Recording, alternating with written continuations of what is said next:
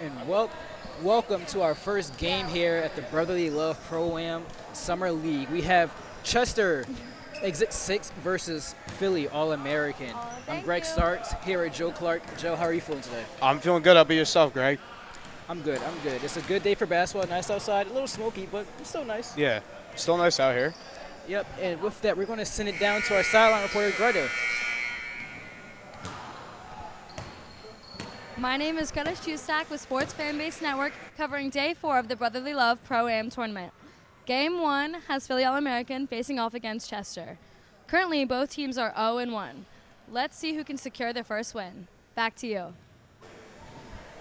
Thank you for that, Greta. Like Greta said, both teams are 0-1, but Philly All-American lost barely a nail biter last second, game tied 67-67, and just the game-winning layup that cost them the victory. They are the defending champions, though, and they started last year. I believe they lost one game too last year, so maybe they could go on another run. Yeah, and I truly do believe that. I think All-American does have it in them to actually go out and win it. They just need to keep that aggressiveness on the court and just keep like staying alive out there. I just think if they just stop slowing down the pace and just keep going, I think they could possibly win this game over Chester. Yeah, and I feel like a part of me wonders if they're missing their league MVP. So last year they had former MVP Andrew Scooty Randall. I'm sorry. He averaged almost 23 points a game and was the league MVP and really dominated and led Brotherly Love. So I wonder if they're missing his presence a little bit, but even then they're still a very strong team from top to bottom. Yeah, and also even with Chester, for example, when I look at Chester, there's too many wide shots that they're giving their opponents that can take Philly All-American to go out there and win this ball game, and that's just going to do it. I think Chester has to just keep playing man-to-man coverage when it comes to them often on the court. And also with All-American, they are very aggressive and they're quick, they're fast, and they have sharpshooters on their team, and they have good big men out there that are just going to get the rebounds, the steals they possibly need to keep running up and down the court. Now Chester, they did play in an alumni league, and they did have lethal three-point shooting in that game. And I think they beat a team so bad they had to end it in the third quarter. So look out, they can catch fire from three. You do not want that to happen. So Philly All-American has to run them off the three-point line. Most notably, Mo Nelson. He is a lethal three-point shooter. So run him off the line, and Philly All-American has a chance of winning this game.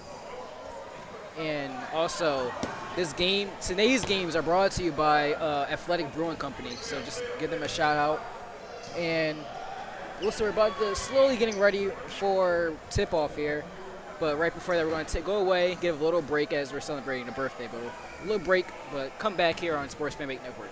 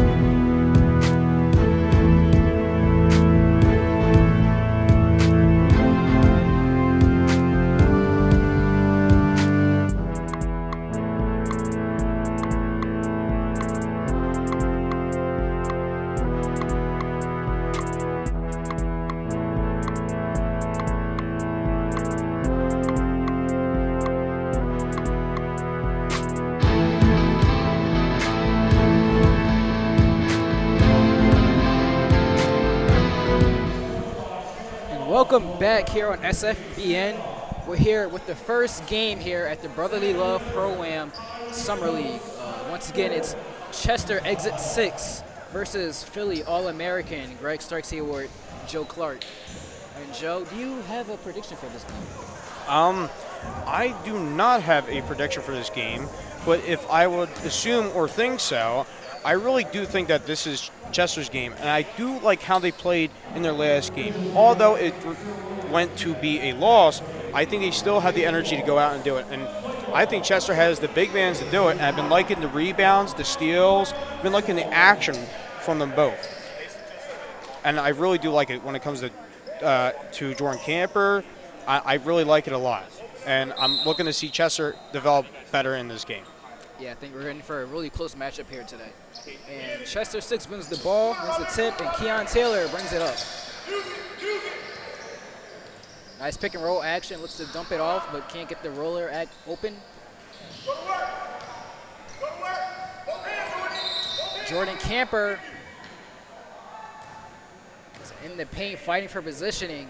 He gets fouled, I believe. So it remains Chester ball. Stanley Davis Jr. will inbound it.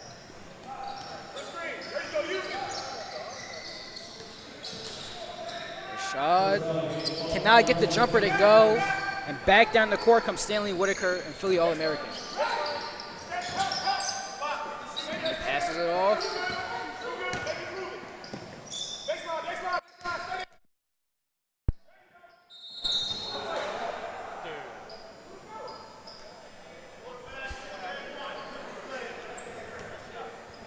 There's a foul on the play.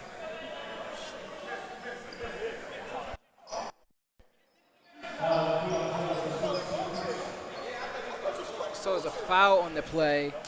And Stanley Whitaker will go to the line shooting 2. It just turned off again for a second. He was trying to plug in a charger.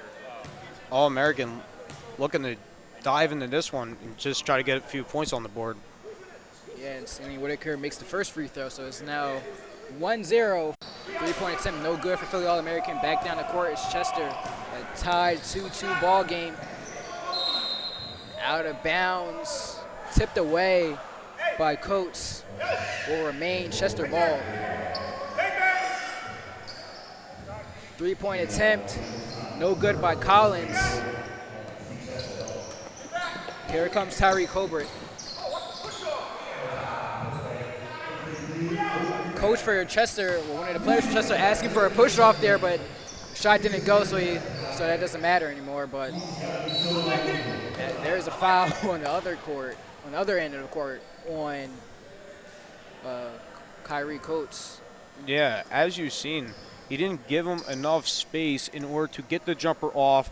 And as you've seen, he was going off on his one leg to try to go for the fadeaway jumper, but just couldn't get it down after not even having enough room right there. But yet again, a great call by the refs, of course, and this gives Chester a chance to put some points on the board. And there you just said, they knocked down their first free throw, gives them their first lead of the game. Still early on. A 3-2 ball game. Will he knock down the second? He will. So 4-2. Off to still kind of a slow start. Both teams still kind of getting a feel for one another. Like I said before, these games kind of start like a boxing match. The early first quarter is kind of like the first round of a boxing match. You're kind of jabbing before you start throwing your combos and haymakers. But it's a missed three-pointer there by Philly All-American. And back down the court comes Chester. Rashad Dorsett almost lost control of the ball here, but he dumps it off. Layup couldn't go. But Jordan Camper is there for a rebound and put back. Now 6-2 ball game, Chester leads.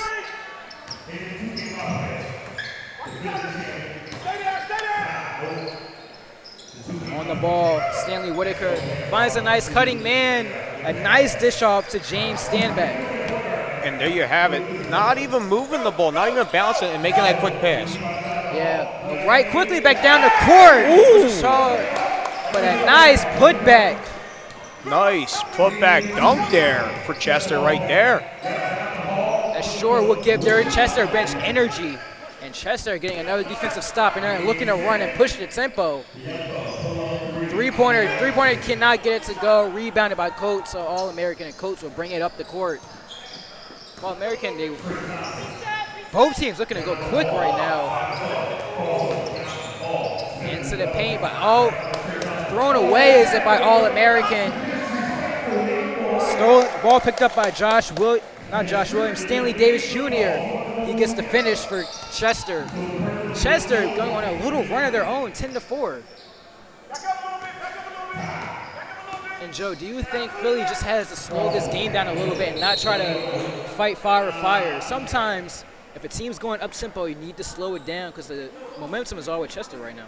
I honestly do agree. And as you see here, I mean, you see that this is a fast-paced game that they're playing, and they're being very aggressive on these plays, which is going to lead them for more turnovers and not be able to get the plays that they need, and not be able to move the ball as they need to be. I think All-American has had the great ball movement from the past game, and they've shown what they could do from the point, and I think you're just going to keep seeing that more and more, but they just got to be a little agile and a little ease on the aggressiveness. And Tyree Corbett just missed both free throws there. And back down the court is Chester, and Collins gets the three to go in. 13-4, Chester leads. And a three responded as John Hall knocks down a three of his own.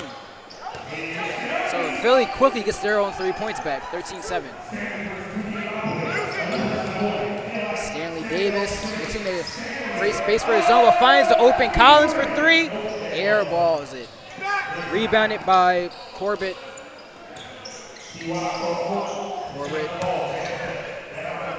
Now on the ball again, Stanley Whitaker looks to be the primary ball carrier for Philly All-American.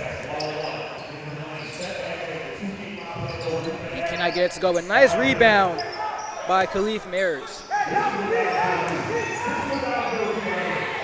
Nice drive by Khalif. It's now a 13-9 ball game. Nice layup there for All-American. Stanley Davis misses a pull-up three. And here comes Philly All-American. Tyree Corbett missed the 2 free throws, but kind of gets his little get back there with his own 2 points of his own, working hard for it, driving to the paint, a little Euro step action, getting around the defender. Collins gets the nice layup, an open lane there. Nice spaced out perimeter by Chester. These open diving lanes, and he took full advantage of it. Yeah, if you are open, just shoot, and that's what he did. Again, Stanley Whitaker. He's been doing a lot of ISOing so far this game. For open Three, and it's knocked down. Open three. Stanley Davis knocks it down. We have a timeout, believed by Philly All-American. They are not happy on the other end of the court. And I have to say, right now, it looks like Stanley Whitaker looks to be the primary ball carrier for Philly All-American. He likes to just go one-on-one. But oftentimes, he's clearly a very skilled ball handler. But he doesn't look like he's looking up and looking around for his open teammates. He's looking to get his only. Yeah, and he is a primary player on that team, and these plays are made by him because he's the leader on that court. And you've seen it from the plays that he has made because he is a playmaker. Yeah, and you also often wonder how a team would respond when you lose a guy who averaged a 23-point-per-game player. I often wonder how a team would respond, but still a very competitive game, 18-11. So enough time, plenty of time for Philly to make a run of their own. They kind of did a little bit, but Khalif bringing the ball up, finds it again to Stanley Whitaker. Wide open corner three, swished by John Hall, knocks it down. 18-14, 4-point game.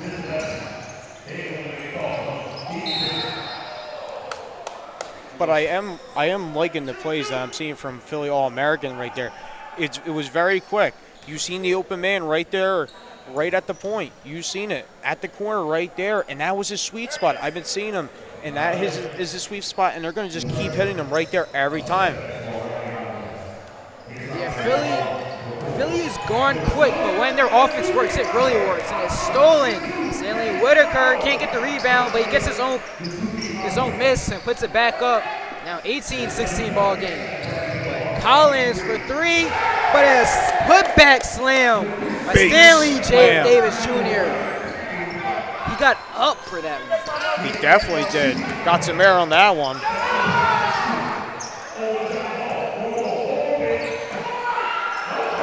Hard fall No by foul Tyree on that Corbett. But a miss on the other end by Chester, and back down the court comes Philly. And it was a missed layup by Khalif. He had to open Tyler Corbett, and again is the alley-oop slam put in by Stanley Davis, the high flyer so far. Just puts Chester's lead back up, 22-16. Look at this replay. I've been liking this. Getting the block right there, going up and down the court. You've been seeing this. And here comes the slam, bang. Getting up there, getting some air, getting aggressive. And that's like I love to see that. Getting up to the rim, slamming it down. And I think that's what they need to keep doing. Chester needs to be more aggressive. And I said that from the beginning. I did say that, Greg. And look what they're doing, being very aggressive here. Yeah, they're out and running so far. And Philly, they're missing a lot of easy opportunities. Like we just saw in that replay, Khalif Mayers had a good layup, but he also missed the open Tyree Corbett, who took a hard fall and stayed back. He was open for an easy layup, but he chose to take it himself and take on his own defender and missed the layup. And that led to the easy, well, not the easy, but a nice alley-oop slam by Stanley Davis. It will be Philly All-American ball, and again, it will be Stanley Whitaker bringing it up. Initiating the offense for Philly All-American.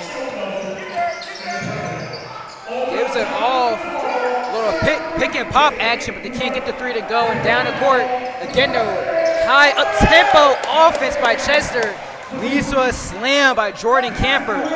Another big slam by the big man right there. And as I said it, Camper's going to be a star in this game. Yeah, and the big men, when they run the court, you have to reward them. And the guards are doing that really well so far for Chester. And a nice, tough finish by Khalif Mayers. Very hard layup to do right there, being guarded by three guys. Stanley Davis Jr.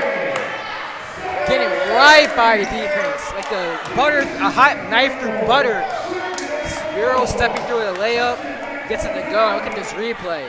Look at this replay right here as we see it. Aggressive reverse layup right there, getting it in and putting Chester up an even higher score at 26-18. And I've been liking this. I've been liking how Chester's been playing up against All-American. This is really how they had to play.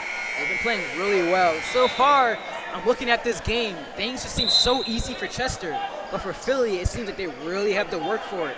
And it had a nice, good pick and pop action with Stanley Whitaker and John Hall. John Hall is at least a three-point shooter, but just couldn't get to go there. And here he is, bringing it up for All-American. Whitaker finds the open Khalif Mayers, but he can't get the three-pointer to go. Almost stolen there by Philly. But a three-pointer knocked down by the man I mentioned, Mo Nelson. If he gets going for three, you're in trouble. He knocks on a three-pointer, but a nice response by Philly. James Stanback. Looks like we have tempo is really picking up here. Both teams trading body shots and trading haymakers. Mo Nelson again. Knocking down the three. Mo Nelson, he's feeling it so far. Nelson can't be stopped out here with the threes he's been shooting back to back. Keep feeding him the ball. And he's a three-point man. You do not want to leave him open. He's been open for back-to-back threes. Philly trying to respond there, but can't get it to go. Back comes Nelson. Oh, that looked like a nice play setting up, but Chester gonna get it to go. In the corner for three, Akeem Taylor. It's a three-point barrage right now for Chester. Is that 9 straight points for three? I believe so. I think it is. Philly needs something, but out there's of my rejected. house. Jordan Camper. Looked like it was going all ball. It could have been a jump ball, but look at this replay. Look at the replay right here. It kind of looked like that All-American Had the ball from the beginning, got it smacked away. Mason Jones tried to drive. And then Jordan Camper right there. Yeah, Camper's like all over it. He's been all over it to the mid-range, to the three-pointers, to blocking. He said, get out of my house, and that's what he said, and he knocked it out to Broad Street with that one right there. Yeah, and I've noticed if you have really good bigs in this league, that could put you in a really good spot here. Because not a lot of teams have the strength or the height to compete with the post play here. Let's get a nice foul here. It will stay. Chester ball will be Stanley Davis Jr., the high flyer, inbounding it to Mo Nelson, the three-point shooter. Oh, he was feeling it, a little heat check range. Didn't get it to go air ball there. Very risky shot there. Could have tried to get a open man, but nobody was moving. But you know, shooters shoot, Joe, and he's a shooter. He shot it. And oh, yeah. Whitaker is just fighting, taking on multiple defenders there. Has a little Kyrie in his game, I see. Just like a big contested shot right there. Yeah, where there's a will, there's a way. He just willed it in there, taking on multiple defenders in the paint. But it's Stanley Davis looking to dance on Whitaker, but passes up to Mo Nelson, the three-point shooter. Nelson, oh, what a nice with the floater. Legs is Nelson. But a nice rebound by Chester gives him another possession here.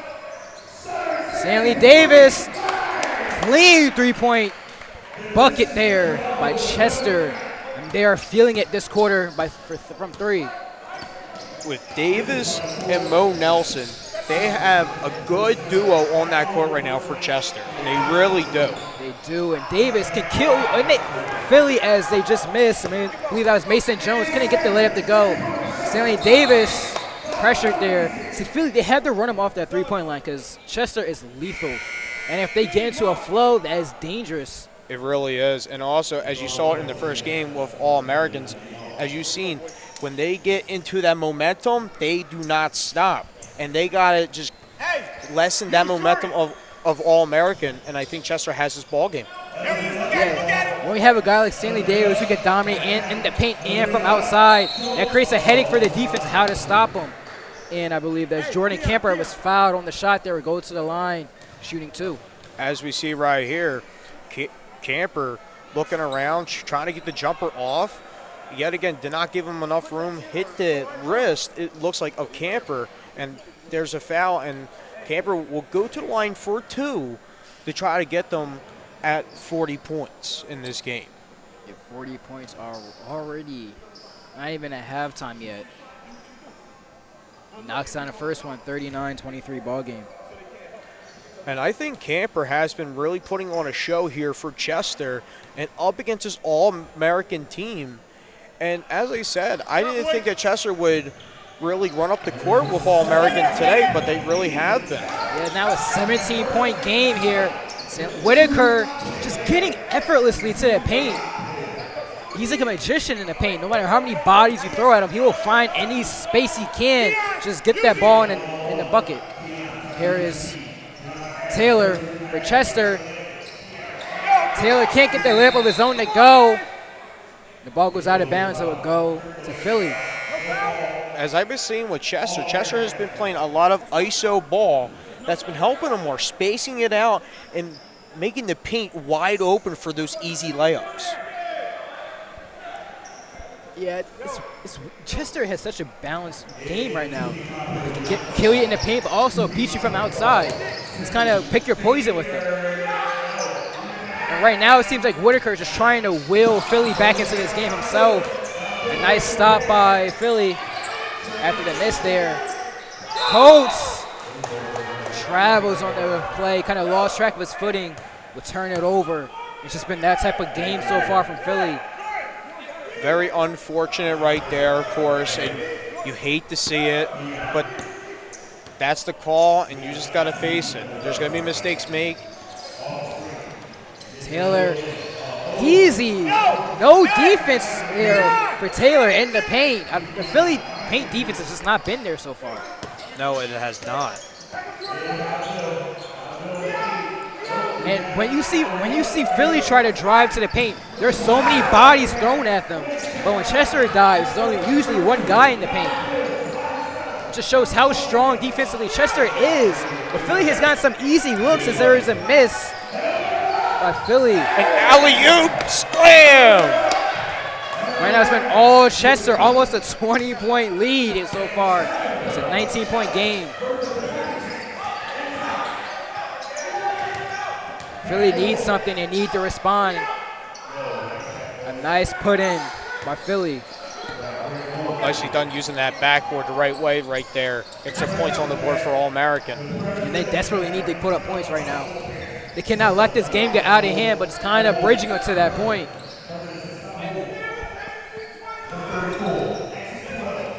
Collins driving to the paint, but it gets fouled.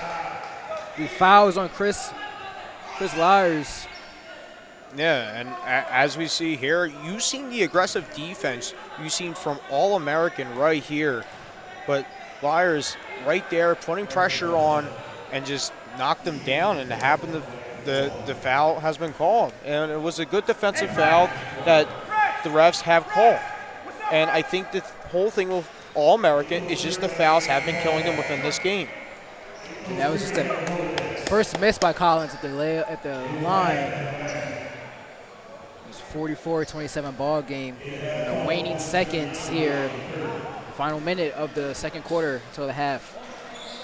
You see, you have a fan trying her best to really distract Collins, but did nothing for him there. Collins tuned her out and knocked down the free throw. Quickly down the court comes Whitaker, but his shot is thrown away. Nice paint defense has been phenomenal by Chester here. Missed three by Taylor. Quickly back down the court for Philly. Khalif Mayers forces the issue, gets a bucket of his own. Chester arguing this call. Let's take another look. Here we see right here going on the fast break there, but it seems to be that he tweaked his ankle maybe. Maybe stepped on his ankle the wrong way or landed awkwardly. That's might have happened right there, but Chester was calling for a travel right there as I seen here from my point of view. Yeah, I can see the reasoning too, because it looked a little iffy, him coming down. I thought originally that's what I thought the call was, but after seeing Chester, the reaction from the Chester bench, they gave it to the call to Khalif, and he will go to the line. Kind of was looking at that ankle. Hopefully his ankle's okay. You don't want to see injuries here. You never do, even within the off season of your play. No matter if that's in the G League, the NBA, or your college level, you never like to see a player get injured, and it's tough to see that. Yeah, but he knocks down a free throw, so converts to and one. Quickly, Chester has the move. Can I get a ball? Can I get a shot off as a pesky defense by Philly? We send this to halftime, 45-30 ball game. Second quarter just dominated by Chester. Any thoughts from the second quarter? I really do think that Chester has been running up All-American here, and Chester has been forcing the fouls on the All-American that has led to this. And with that, we will send it down to our phenomenal silent reporter, Greta. I'm Greta Shusak here with Ray Strickland. Today is the second week of the tournament. How do you think your team is doing overall? Say that again. I'm sorry, it's loud. No, you're good. This is the second week of the Pro-Am tournament. How do you think your team is doing overall? We got a lot of improvement to do. We took a tough loss last week. We just wanted to come out here and make a statement today. You guys had an explosive first half. What was your game plan going into the game? Play team defense and share the ball, limit our opponent to one shot, and just get out and run. Thank you so much. Thank you. Thank you for that report, Greta. Once again, these games are presented by Athletic Brewing Company. And with that, we'll step away for the half, but we'll be right back for second half action here at the Brotherly Love Pro-Am Summer League.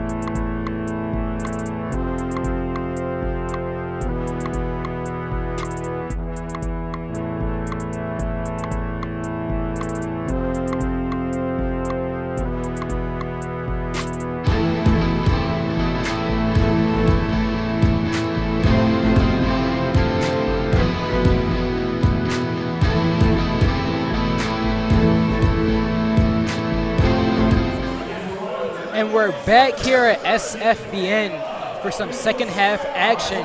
And again, these games are brought to you by Athletic Brewing Company here tonight.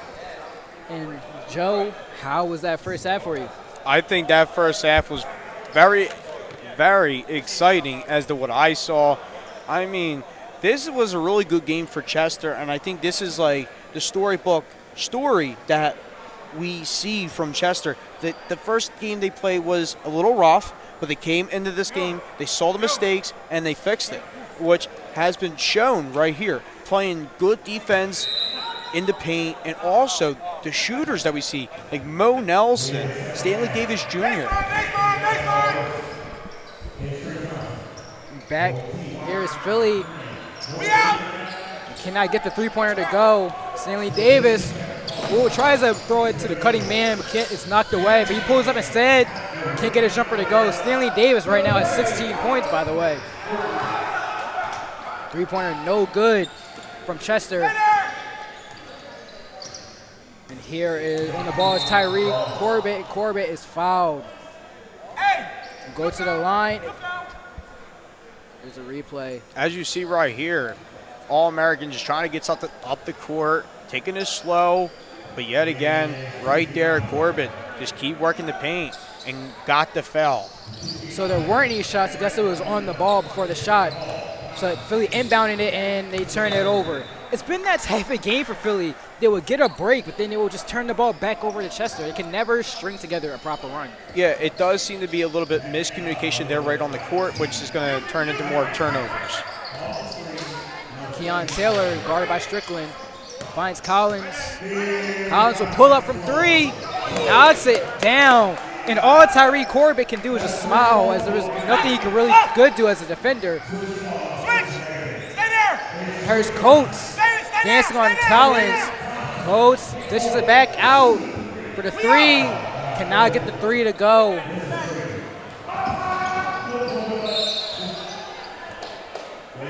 Keon Taylor is fouled on the play. Looked like he was trying to get the ball to Stanley Davis. So we look at another replay at that play. Yeah, I mean, as you see right there, Philly All-American trying to put it out on the corner right there, and then gets fouled. And He's I going mean, to the line though, but yeah. he wasn't really shooting. Looked like he was passing the ball there. But yeah, it does seem like that way because it looks to me that they're trying to go outside the wing area to try to shoot more, and just to try to drive up their points even more because they seem to see that they have no success within the paint. Here is Whitaker. Whitaker so far has been the primary ball carrier for Philly. He's initiating all the offense. Corbett right now found a lane and went to the bucket and got his shot off. 50-32, but quickly down the court because Keon Taylor looking for a layup of his own, but gets fouled again. Will go to the line. Yeah, and as you see right here, just keep getting fouled. And which it seems to be All-American's problem. They're just going to keep fouling at the paint because it seems to be that they're just getting like a little worried when they drive right into the paint, shooting their foul. And it's all that time reaction that you have. You have a split reaction to make something happen right there, which I would understand. Yeah, Taylor knocked down the first free throw. He swishes the second. 20-point lead by Chester right now. I wouldn't call it insurmountable, but it's going to be really hard for Philly to pull something here. There's Coates. Turnaround jumper, can't get it to go. And again, down the court, looking to run is Chester. Stanley Davis dancing on his defender, pulls up for three. Oh, in and out. Hate to see that as a ball player. The ball just rims out. Some nice ball handling by Davis, too. Coates calling for it, but travel. That's his second travel of the game. And it's rare to see two travels in the game, in a basketball game. I mean, it really is. But they are playing so fast-paced of a game that it's leading to turnovers, to a lot of foul calls, to travels. And, like, that's the thing. And, like, that's why you see the score as is. If they would slow down a little bit, they might have this in the bag. I feel like for Philly, at this rate, they can't slow down because they're too far behind. They have to go quick because the clock, it's like running clock is against them. So they have to go as fast as possible. Exactly. And Corbett is fouled on the play, but Chester upset about that, saying he was out of control with the ball. But differently, in the first half, it was Stanley Whitaker trying to take over here, but now it seems like Corbett for Philly is trying to put his own imprint on the game. As I say that, Whitaker looks to be forcing the issue here, being guarded by Taylor, but gives it off to Corbett. Corbett on the low block. Gets the roll to go his way. The bounce, I would say, bounce his way off the rim into the bucket. Gets it to go. 52-34. Don't call it a comeback, Joe. Whitaker steals the ball, but it's fouled. We usually don't see these fast break fouls in the Brotherly League Pro-Am. You see Coach Ray Strickland is kind of amused about that. Yeah. You see that a lot in the NBA, but not here.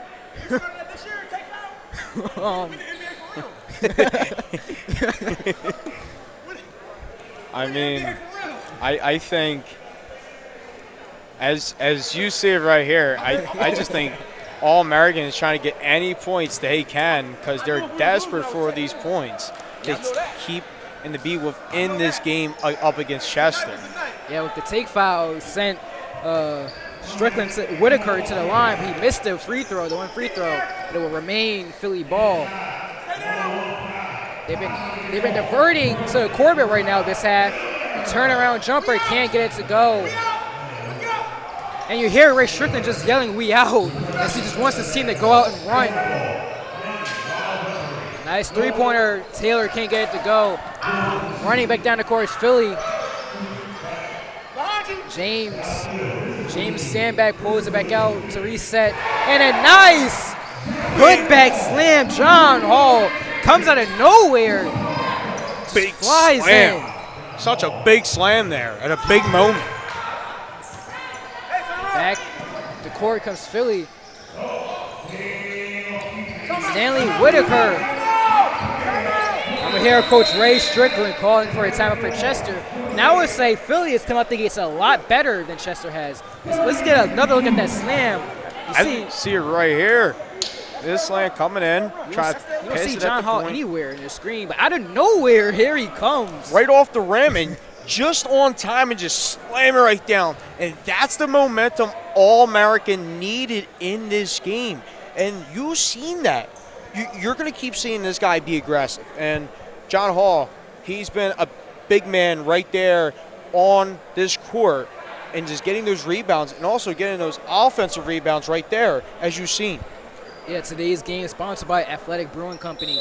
And it feels like Chester's kind of came out the second half really lackadaisical, kind of sitting back and feeling okay with the lead they built. But Philly not losing hope and not just sitting back and taking the beating.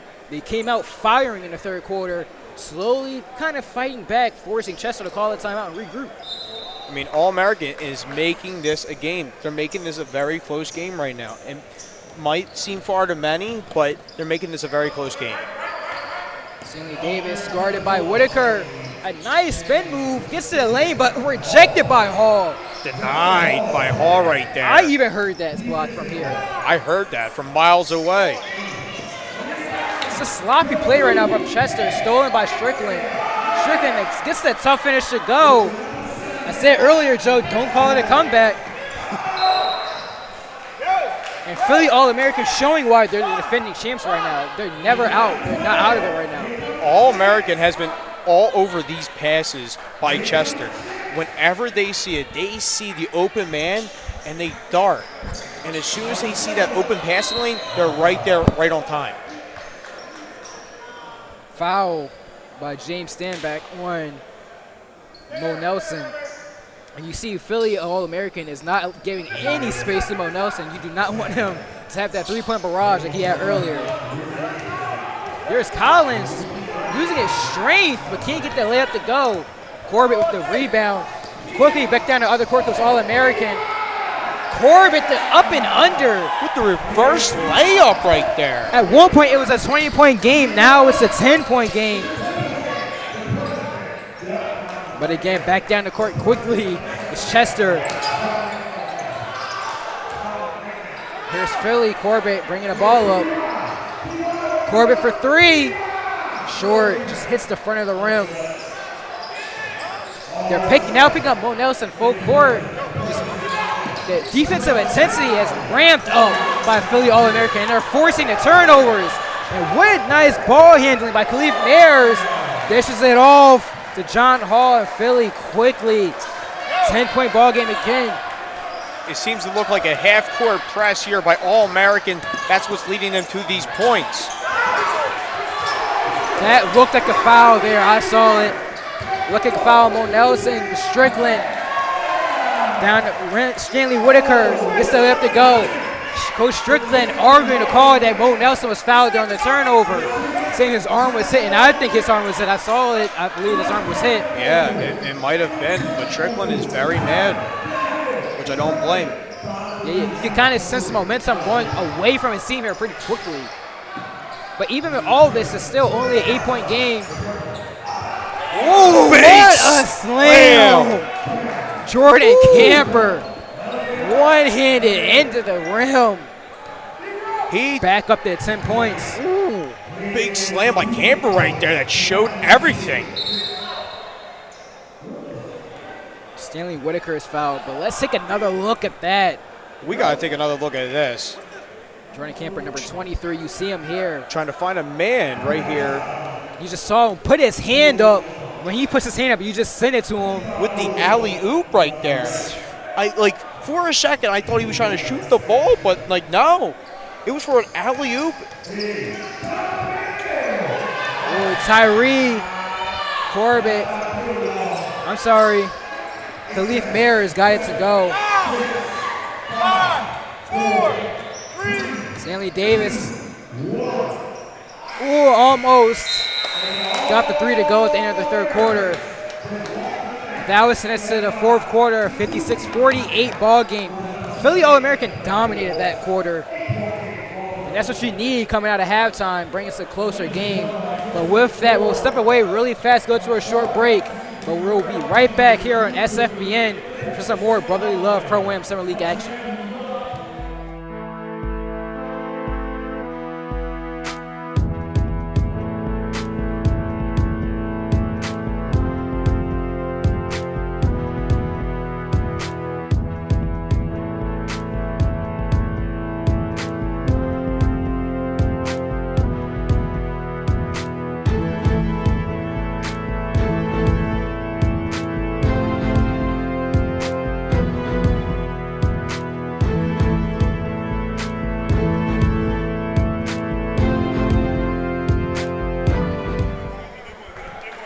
Here's the fourth quarter, 56-48 ball game, and again we have the Elam ending here, so the time on the clock doesn't really matter. So for the Elam ending, when it's under 4 minutes to go, when the leading team makes a bucket, you'll add 8 onto their score, and that will be what the game goes to. But quickly, Keon Taylor, ooh! Hope he's okay. That could have been really bad. But Yep. Luckily he's okay. His head almost rammed into the bleachers. I was just about to say that. His head was like this close, right near the bleachers right there. Thank God he's okay. Yeah, he steps to the line and take his 2 free throws.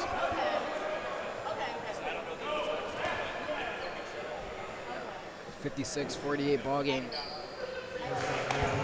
Back up to a 9-point lead. If he makes the second one, it'll be a, once again, double-digit game.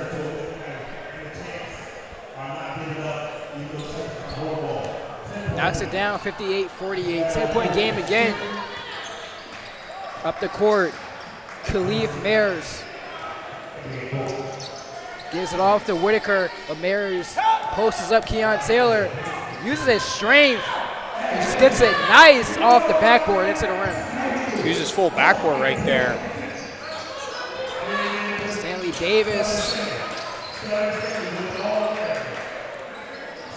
Going one-on-one with Whitaker. Passes it off to Collins. Collins just muscling his way through Corbett. And forces the foul on Corbett. Corbett not happy with that, does not like the call. I mean, for a second, it might have looked like a offensive foul. Yeah, let's take another look at this. Yeah, because he looks like he goes in underneath the rim into the paint, trying to nudge his way in, and just kept getting shoved.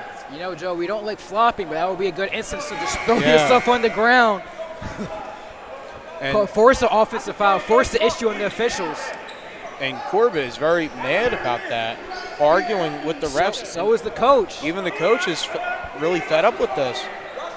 Fun fact about the Philly All-American coach, he runs the Philly All-American game, which highlights middle school, high school boys and girls talent.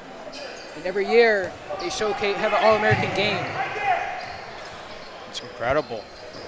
Stanley Whitaker brings the ball up for Philly All-American. Gives it off to Tyree Mears. Mears is fouled again. A lot of fouls so far in this quarter. Yeah, no clean basketball here. Both teams are going after blood here, as you see it. Right here at the wing, trying to look and see who's open, passes it to the side, does a little kick of the leg, and tries to get Looks like he had under. all ball there. Yeah. Because he came away with the ball. Yeah. That looks like a clean block. Yeah. And also the paint and Chester had him almost by the neck, as you seen right there. So very aggressive defense right there by Chester.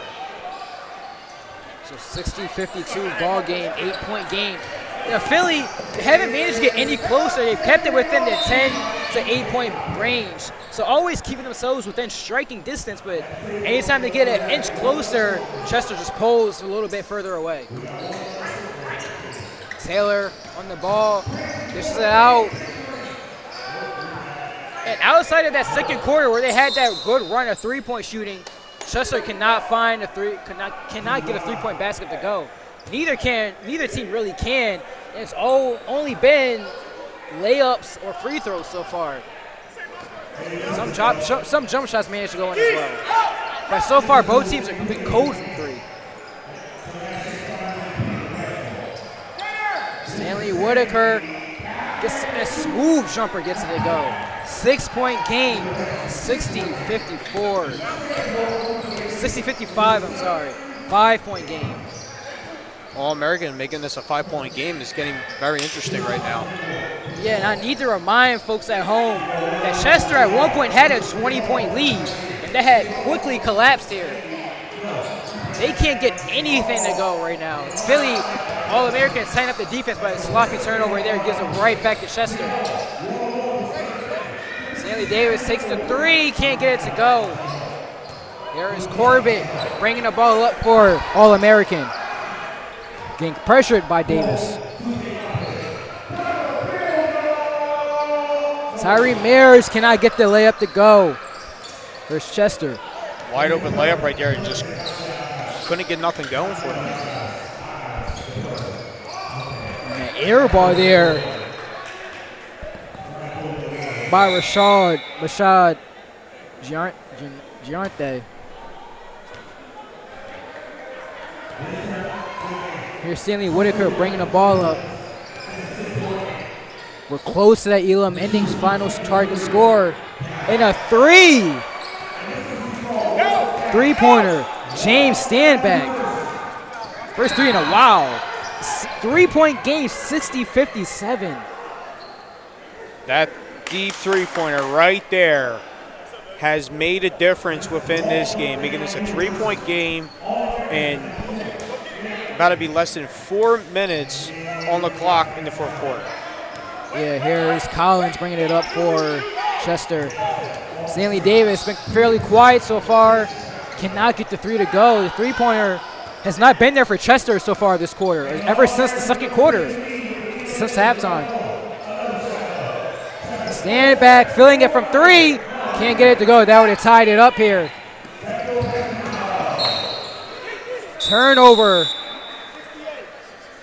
turnover by Chester will go back to Philly All-American. And this will give All-American a chance to tie this up. And this really would. Right now we have the target score. Target scores are 68. 68 is what the game will go to right now. And we have a timeout on the court. So with that, we'll step away with a short break.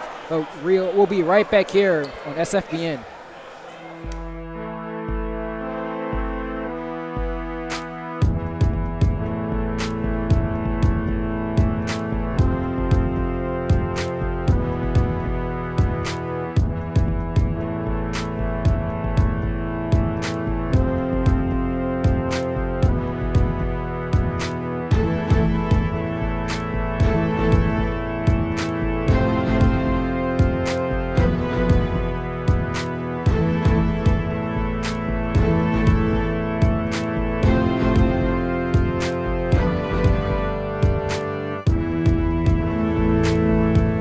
So we're back here on SFBN. We now have what the target score will be, and it's 68. So only 8 points needed for Chester to lock up their win. But Philly All-American has not made it easy for them. At one point in this game, I thought Chester had an easy victory in sight with the 20-point lead. But All-American just came roaring back. And here's Stanley Whitaker. An open three. Jordan Hall can't get it to go. That would have tied it up. Stanley Davis bringing it up. Ray Strickland, the coach, telling him to just slow it down a little bit. Yet now when you have the advantage to the Elam ending, you want to just take it slow. Don't rush anything. But a lot of contact on that play, but no foul call there. Collins upset about that. Corbett is fouled on the play. Will shoot two.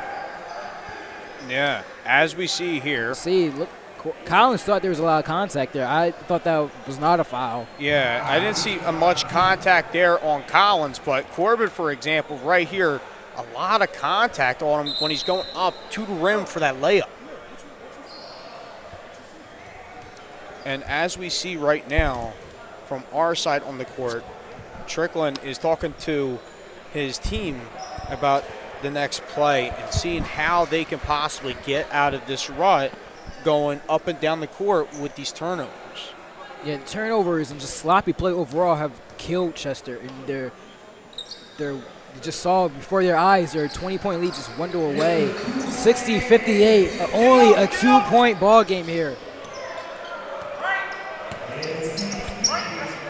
Davis has the ball. Right now they're playing through Davis. He's been their best player. Using a three, using the screen, has a favorable matchup on Strickland. Turnaround jumper, cannot get it to go, and it goes out of bounds over the backboard. So back, the ball once again with Philly All-American. A big contested shot right there. Chester's taking a lot of risky shots right here, but if they just keep moving the ball around, I think Chester does have a chance to actually win this. All-American is still in this one. We can't count them out. Yeah, All-American, I think we counted them out when they were down by 20, but they showed us not to. And just like that, tie ball game, 60-60. As I said, you can't count out All-American. You really can't. Joe, they're the defending champs for a reason. But again, there's Taylor. Keon Taylor fighting for his layup. Quickly down the court. Mayers, he misses the easy layup. Quickly down the court comes Chester. And Stanley Davis, miscommunication. Looks like he expected his man to be somewhere else. Throws it away. Yeah, it did seem like he was trying to get Akeem Taylor right there at the wing, but unfortunately was not right there as how he passed it, which that has happened a few times on Chester's side of the ball. Here's Mayers on the ball for Philly, isolated one-on-one with Taylor. He just wants this matchup, calling for the ISO, wants to dance on his man, gets a lane to the rim and finishes. Tie ball game. He saw the matchup he wanted and just attacked it all the way through. Going off his team for a reason because he knows he can do it. Collins for three. Big time three. Now Chester's only 3 points away from ending this one. That's a big three right there for Chester. 3 points for Chester have been far few in between, but that was a big one. Mayers for a three of his own, not the shot you want right now. When the team is only 3 points away from ending it, you want to take your time. Don't want to jack up a contested three. Exactly. Taylor to Davis. If you're Chester, you don't want to actively be looking for a three, but Stanley Davis says, whatever to that, I'm going to take a three if I want to, but airballs it. Strickland, Whitaker gives it out, cannot get the three-pointer to go. But Whitaker steals it, Jordan Hall for three, swishes it. Tie ball game. Now any team can win it. Timeout called by Chester and Coach Strickland. Big three-pointers right here. No team has really hit one at all, but out of the gates, when they need it most, the three-pointer has been flying here. It really has been. And also with John Hall hitting that from deep, that's the biggest. He took that wide open three-point shot. And as I said it from the beginning of this broadcast, Chester has been keeping a lot of guys open at the wing, and they have to notice that more.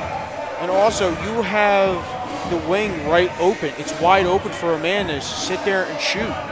And it's given them a lot of time to sit there and rest their shot to just make it. And they've been squishing it nonstop. I don't know who wins this game right now.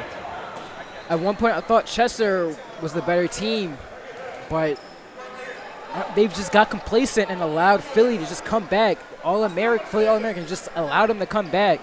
You cannot keep a team as good as All-American around. If you have them dead, you have to kill them off. And Chester did not do that, and look at the situation right now. You had a 20-point lead, and now we have a tie ball game, 65-65. First to 68. Whoever gets 68 points wins it.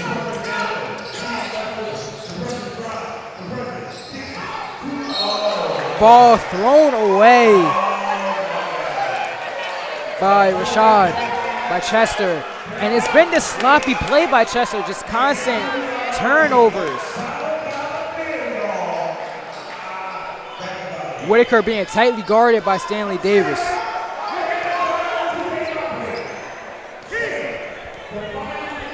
Joe, if you're here, do you look for a two or you look for three? I guess you have. I mean, if you have the open lane for a three, take it. But play it safe. But play it safe, go for a two. The ref and Chester are arguing over that play. You don't gotta have two. We don't know if I he believe was out or not. Yeah, I believe the coach believed he was out of bounds. I think they just called it a foul in the play. So it will remain Philly ball. That is way off. Not even close. That was a bad shot right there. Yeah. Unfortunate shot selection right there by All-American that But I believe the shot clock was dwindling down. Yeah, So he had to take it, but you have to take it at that rate. You really do. but you don't. You always have to look for a good shot selections here. You cannot allow the shot clock to run down.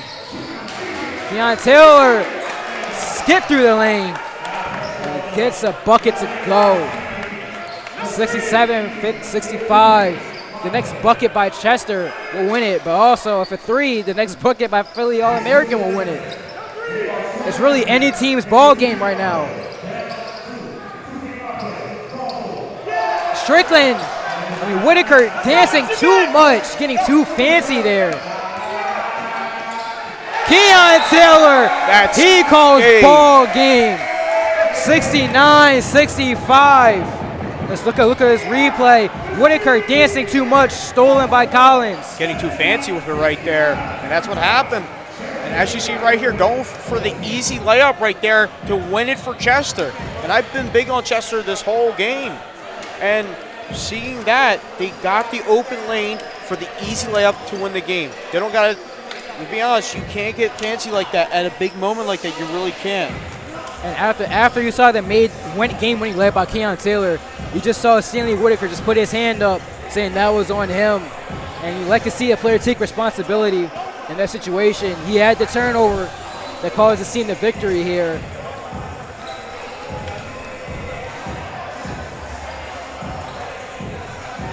But so it was a 69-65 ball game. Close game. Chester, you don't want it to get to this point. If you have a 20-point ball game, you don't expect yourself to be in a dogfight, but they found themselves in one.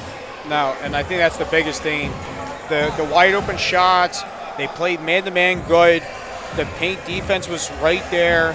Everything was spot on for Chester up until after the second half, and then that's when things fell flat, and it happened to regain possession and win the game.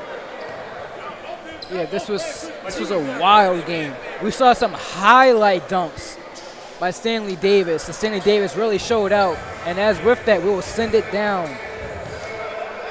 to our reporter, Greta. Hi, I'm Greta Shustak here with Stanley Davis Jr., who had a great game. This was a really close game. What was going through your head during the final plays? Just play together. Just play together. How the first half, how we started. We was playing together, got easy buckets, and just we wanted to finish like that. This was your first one in the tournament. What differences did you see in the way that your team played today compared to last games? Last game, it was a lot of one-on-one basketball. This game, it was a lot of team basketball. We semi-complete team, but we played together. We talked a lot on offense and defense, and we did what we had to do. You were one of the lead scorers on the team. How are you going to keep the momentum up throughout the season? Just confidence. This is a consistency for me. I don't want to sound too cocky, but I usually do this. But it's just like I want to be consistent and just keep playing with my team, keep playing hard. Awesome. Thank you so much. Thank you for having me. Thank you for that, Greta. Stanley Davis, and essentially saying he was built for this, and that he just does this, and that's what he does. But frankly, you saw some of the high-flying action he did because the talent is there. And with that, we will step away. And I'm Greg Starks. I'm here with Joe Clark. A fantastic game. But don't go anywhere. We'll be right back for another game here on SFBN and more Brotherly Love Pro-Am Summer League action.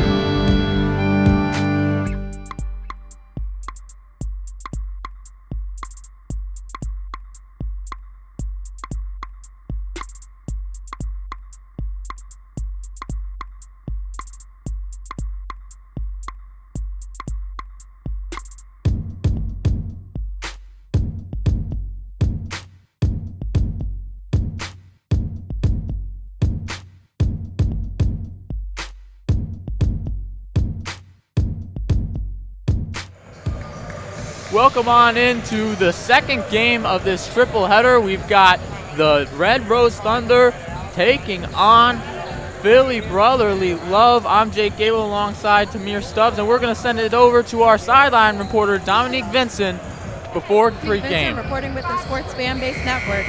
Tonight, for the second game, we have Red Rose Thunder facing off against Brotherly Love. Brotherly Love is looking to secure their first win of the tournament. Let's see if they have what it takes. Thanks. Back to you. Thanks, Dominique, as we get set for this one. We've got Red Rose Thunder taking on Brotherly Love. Red Rose is 1-1 so far in play, while Brotherly Love lost their first game on Tuesday. Red Rose winning that last one 80-61 against Chester, while Brotherly Love lost pretty handily in their first matchup on Tuesday. Samir, you were on the call for that game. What were some takeaways you had from Brotherly Love's loss and what they could maybe improve? One of Brotherly Love's main problems is intensity. They lax off from time to time, and that's what really kills them. Some main players is from Brotherly Love is Juliana Green, Isaiah Wilmore, and James Butler, while some players, notable players for Red Rose Thunder is Kai Howard, Malik Martin, and Dominic Morris. Yeah, I mean, those are definitely some guys that you got to watch out for. We had a pretty thrilling game one.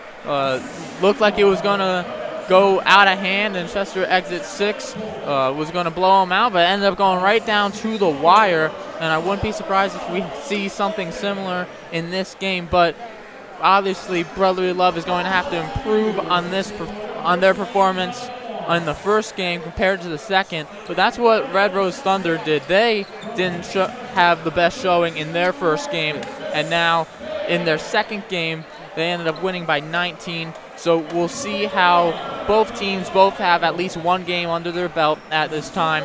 So we'll see how that plays a factor into this one, as it seems like we're getting closer to tip off here. Well, I think Brotherly Love is going to learn from the mistakes and has the capability to bounce back and possibly win this game against Red Rose Thunder, because they have a lot of speed on offense. They might not be the best shooting team, but when they go to the basket, I feel as though they're very strong in the paint, able to get fouls. I think that's going to be a big problem for Red Rose Thunder. As we have players heading into the circle, high-fiving and everything, getting very close to tip-off here. In the center for Red Rose is going to be Chris Bing, 6'8" center. Played his college ball at Penn State Harrisburg. And if he stays there, it looks like number 2, Eric Esposito, is going to be jumping on the other side for Brotherly Love. Brotherly Love in black, Red Rose in red, of course. As we're still waiting here for tip-off. Take a little couple of seconds for the rest to get situated. Looks like the refs are coming on out now. Red Rose in their 2 games so far have averaged 69.5 points and have held their opponents to 63.5 points per game. We'll see if those trends continue tonight, as it looks like we're about to get underway. Bing versus Esposito in the middle. Bing with a height advantage here. We'll see if that plays off. It looks like it does, as the Thunder win the tip, and we're off. Demetrius Davenport with the ball. Gives it on the left block to Bing. Posting up. Pass out to Dominic Morris. Takes the 3. No good. Rebound Bing, however, using his size and gets the putback. That's the definition of a height advantage. Barely had the jump, but able to get the rebound and putback. Now we got Brotherly Love on the other side. Driving baseline. Shot no good. That was Phillips. Unable to get that one to go, and Davenport with the ball. Drives baseline as well. Kicks it to the corner. There's Morris for 3. That one no good. Fighting for the rebound. Looks like Bing held the arm of Esposito, and that's going to be a foul. You shouldn't really hold. That's more of a thing that you gotta get into a box out. Get low, get square, and push your opponent right out the way to get that rebound. So now we've got Anthony Durham with the ball. He's guarded by Dominic Morris. Can't get the shot to go. Davenport with the rebound. Davenport pushing past half court. Had the three, didn't take it. Drives left anyways and gets the layup to go. But looks like we're going to have an offensive foul called. Perhaps a moving screen here as we get the replay. Oh, yeah. Look like it's on Bing. Yeah, Bing, the center down low there, fighting for space.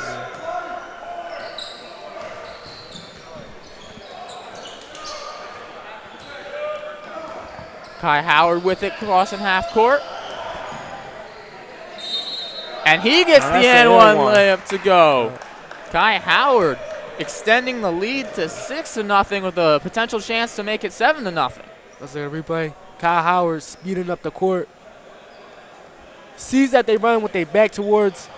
They run into him with his back towards the ball, and he just blows right by him for the N1 layup. And he gets the free throw to go, so Thunder extend their lead to 7. Brotherly Love still scoreless. Working here, Isaiah Whitmore taking the mid-range, unable to get it. And here comes Malik Martin, player of the game in Red Rose's win. Their last game played. Malik Martin had 29 points as Bing gets fouled there by Esposito. See, that's a good bait for a foul. He squares him up, waits till he gets his arm in the cookie jar, and swipes it right there to get the foul. Let's see how many make at the free throw line. Going to be shooting is Bing.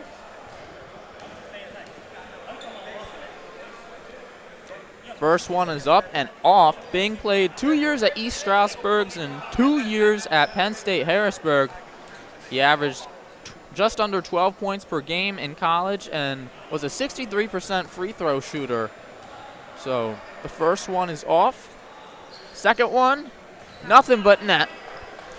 Making the lead 8-0 for the Thunder. Brotherly Love has yet to score.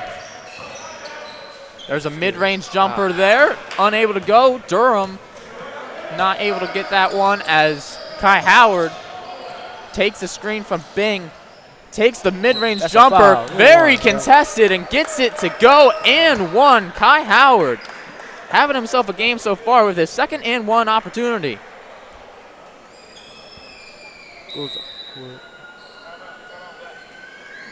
Takes the screen, goes up the court. You see, like, you never, from fouls on Anthony Durham, you never want to contest the shot behind the player. If you want to do that, you got to go for the ball and go for the ball only. Because if you don't, things like that's going to happen. Easy and one. And we just missed it during the replay. Brotherly Love taking the timeout. They are down 10 already, yet to score with about 4 minutes played already in this ball game. What's something that, if you're in the Brotherly Love huddle, what are you telling your guys to try to, get the lid off the basket here? Intensity, energy. We harped on this before the game, harped on this on Tuesday. They come out like it is school. They need intensity. If they pick up this intensity, more likely they will score. It's not like they're taking bad shots. They're getting good pull-up mid-ranges. They just got to make it. But when they pick up the energy, they're going to pick up chances to score. Yeah, and name of the game is making those shots. You can give yourself the opportunities, but got to see them fall through. And so far, they have been falling for the Thunder. As we have Kai Howard trying to complete the and one opportunity. Howard's shot is up and in, so 11-0 now. Kai Howard up to 6 points. Durham passing off to Green. Green taking the three, unable to get it to go, and Chris Bing using that size to his advantage yet again, getting that rebound. Here comes Davenport coming the other way. Davenport posting up, pump fake, tries to get it to Bing. Bing scrambles for it, gets it. loses it, however, and then Brotherly Love is going to take it all the way, and a travel right before the shot. Very rough start here for Brotherly Love. It looked like Bing on the other side was looking to beat another shot foul, how he tried to wind the ball up, but he just didn't get it, and that led to a turnover. So Davenport bringing up the ball, giving it to Kai Howard. About 5 minutes to go in this one, halfway through the first quarter. Pass over to the corner, Dominique Morris for three, and that one's good. 14-0 is the score as Durham comes racing down the court. Great kickoff from Kai Howard to Dominique Morris for the three. Long two air balls, but the putback is up and in, and their first points finally come from the hands of James Butler. Davenport loses it, trying to go between two defenders. Butler has it, almost loses it, but puts up the easy layup and has himself 4 straight points to answer that 14-0 Thunder run. Martin pass inside to Bing. Bing backing down his defender. Puts his shoulder into him, and the hook is no good. But they cannot save it. Fighting with themselves for the rebound. Brotherly Love makes a turnover right there. Ball going out of bounds. So it'll stay Thunder ball. Even though Brotherly Love is now on the board, they're not getting it in a half-court setting. They're getting it from heads-up plays, air ball from a rebound, or from a turnover. In order for them to get back in this game, they need to score in a half-court setting. Bing with it in the corner. He's going to start his back down from deep. Going to get to his spot, doubled, but can't get it to go. In for the first time, DeJuan Blard with it. Pass to the corner, Anthony Durham. He's going to drive baseline and get fouled. Getting caught up with Bing. Looks like that one will remain on the floor, and they'll check the ball in from out of bounds. As we get a substitution here for the Thunder. Chris Bailey coming in, Chris Bing coming out. So Bailey in for Bing. As we have James Butler driving left. He's stripped by Morris. Let's see who they call it out on. It's going to stay Brotherly Love ball. Good defense there by Morris. Good defense, able to get his hand on the ball and not commit the foul. Pass out, almost unable to handle it is Durham, but puts on the brakes for the shot. No good, however. Kai Howard grabs the rebound. See, those aren't the bad shots. They just not going in. Chris Bailey, his turn to try to post up. Puts up the wild shot, can't get it to go. Tip-in can't go. And here comes Brotherly Love. Pass up to Durham, and he gets the layup to go. Brotherly Love has quietly scored the last 6 points in this game. Good fast break. Let's see if they're able to get into a rhythm and a groove. Davenport with it, gives it to Morris. Morris liking the 3-ball so far. Can't get it to go, but his teammate can. That's Chris Bailey doing the cleanup work. That's what happens when you don't box out. DeJuan Blard passing on over to Green. Green, fancy spin around move and gets it to go. Brotherly Love seems like they found their groove here. Found their groove, fancy footwork. Kobe-like footwork from Green, able to knock down that shot. High praise here in the city of Brotherly Love as we have Davenport making the layup at the rim. And here comes James Butler going a little fast for himself. Can't get it to go. Chris Bailey, good defense and the board. Davenport with it up top. Tries to get it back to Bailey, but has the pass stolen. Here comes Durham. Durham stops on a dime, gives it to a deep 3 from Blard. Can't get it to go. Now Davenport trying to get it into the 6'8 Morris. Pass out to the corner. Good ball movement here from the Thunder. Can't get the layup to go. And here comes Green. Green getting right by Morris and gets the layup to go. Just under a minute here in this first quarter, 18-10. Thunder remain in the lead, but they once led by 14 to nothing as Dominic Morris takes the three, can't get it to go. Anthony Durham trying to take it himself, gets fouled in the process. This is what I like from Brotherly Love. Even though their shots aren't falling that much in the half-court setting, they're picking up the intensity. They're probably one of the fastest teams in the league, and they're using their speed to get these transition buckets. Maybe a speed change here as Tyree Pickering, the 6'3 guard, comes in for the 6'8 Morris. Pass into Green. Green working in the left corner on Kai Howard, gets the rip-through foul call. And it looks like it's going to be 2 shots at the line for Jemiah Green. Yeah. Kai Howard hands got caught in Green's shot pocket. Yeah, you watch that right hand of Kai Howard. Classic rip-through. If you watch basketball on North Broad, you've seen a lot of that from Philly's own Joel Embiid. Green using the same move. Get to the line, but only making 1 of 2 free throws. So Martin with it. Martin driving to the middle, gets fouled on that. Will be side out, however, so no shots here. Excuse me, never mind. Looks like Martin will be shooting as we get a replay of that foul on Martin. Oh, yeah. Yeah, it looked like he was bumped trying to drive in. First free throw up and in for Malik Martin. 29 points in his last game in the win against Chester Exit 6, who just won the game prior to this today, as he makes both free throws. Malik Martin played his college ball at Drexel. Brotherly Love needs to get a good shot. Less than 10 seconds to go. Green with it. He's doubled. Has it stripped. Martin looking up at the clock. He has to put one up. Deep three from Martin. Hits front rim, but no good. The Thunder with the 20-11 lead after the first quarter. We'll go to a break, but right after this, we'll be right back for the second quarter. Stay tuned.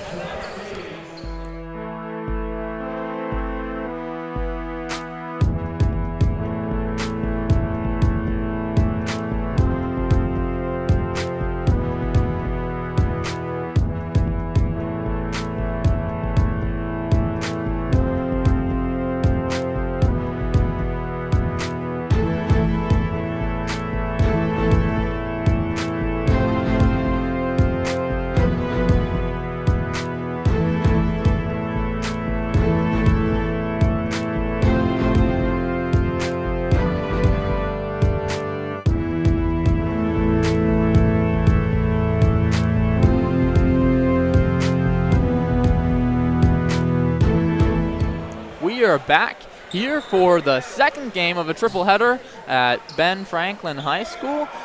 Brotherly Love Pro-Am presented by SFBN. Thunder up 20-11 after the first quarter. Start of the second quarter here. Green bringing the ball up for Brotherly Love. Kick to the corner, and then Blard gonna drive middle. Has it stripped from him, however. Malik Martin pushing the other way. Left-hand layup is good. Malik Martin staying hot from his last game where he dropped 29 points. Brotherly Love had 2 turnovers in a row, which led to some points on the other end for Red Rose Thunder. You got to clean up on the turnovers. Late foul call there, but the fortunate Brotherly Love going to get that. We'll see a replay of it right here. Yeah, on that shot attempt, looked like Demir Montague might have gotten a piece of Isaiah Wilmore, but the first free throw is off for Wilmore. Brotherly Love should really use their speed, especially in the transition settings. That's exactly how they come back. As Esposito gets the offensive rebound, has his first shot blocked, second one goes in and then gets fouled. Eric Esposito doing the dirty work, and it pays off. Yeah, strong basketball from Esposito, able to get the rebound and muscle it in for the N1. nothing very skillful about that, just wanting it a little bit more. And you mentioned that intensity not being there as he banks in the free throw. Maybe now Brotherly Love picking up that intensity. Yeah, you can see the sense of urgency picking up. Montague working on the left wing, kicks it out to the right wing for Martin, a three. No dice as Esposito runs out, is able to save it. Mid-range, no good for Wilmore. Martin working with it again. Faced at half court by Blard. Gets the screen from Bailey. Pass poked away out of bounds, will remain Thunder ball. Dominic Morris checking into the ball game for Malik Martin. Pass in, Morris gets it.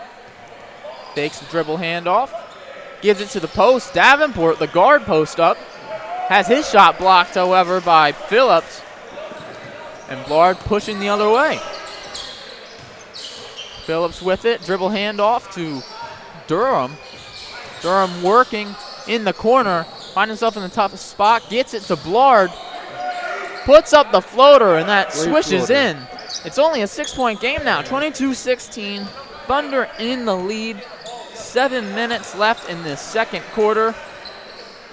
Davenport taking on Blard. Gets the screen. Passes in to Morris. Can't handle it. Eventually comes up with it. Goes into the post. Puts it up. No good. And then finally getting fouled is Tyree Pickron. And he'll get 2 at the line for the Thunder. You can see the frustration on his face from Pickron, knowing that he should have made that in one.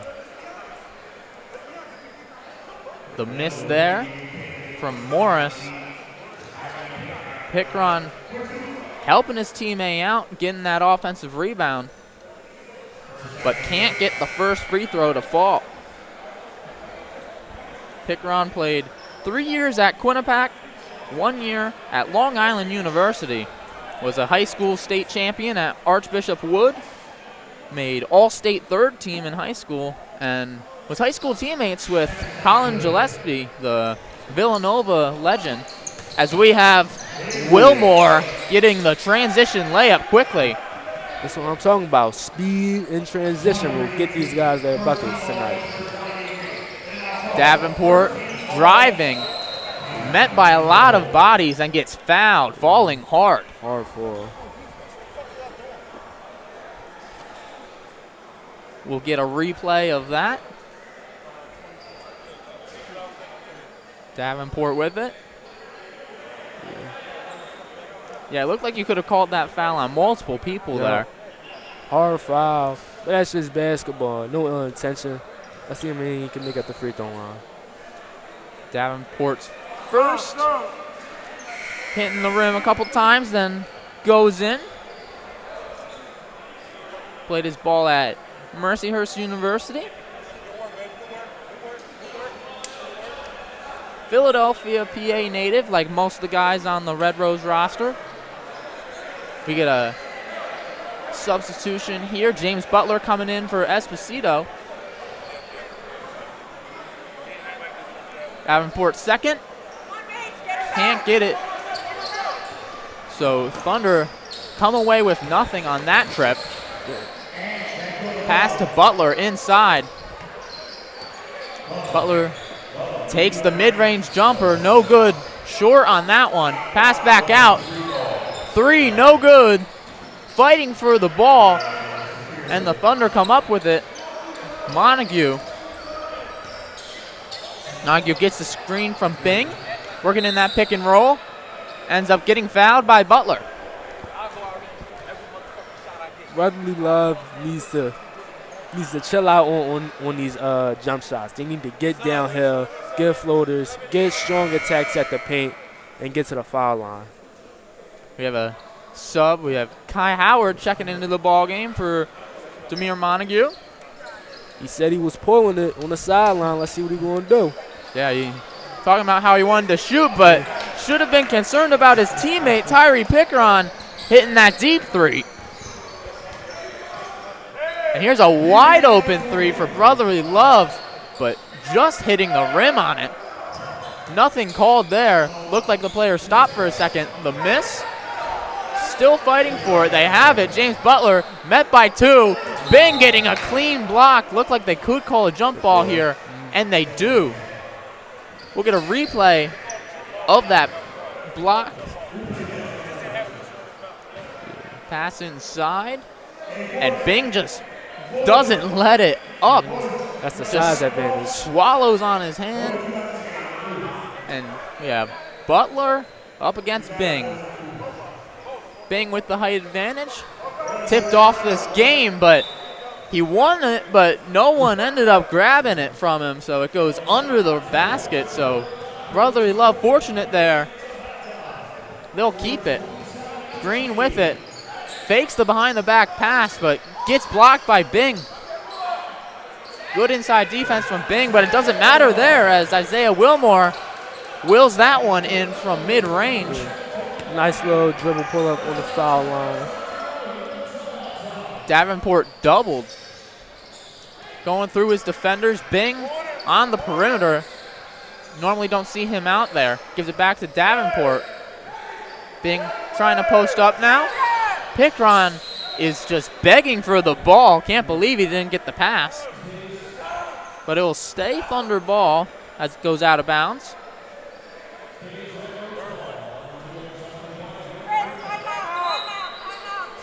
Asking for a timeout is Coach Morrison of the Thunder. And they do award it here. So 1:49 left in this first half. Thunder leading this one 27-20. We'll take a short break and be right back for the rest of this second quarter.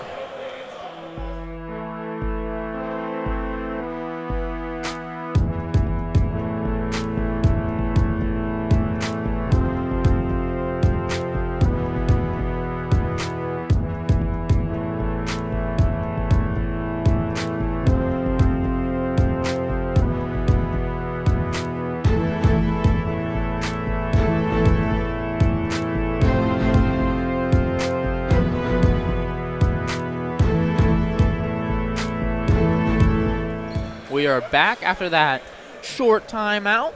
The Thunder due to check it in under their own basket. 27-20. 1:49 left in this first half. Chris Bing gets it in deep.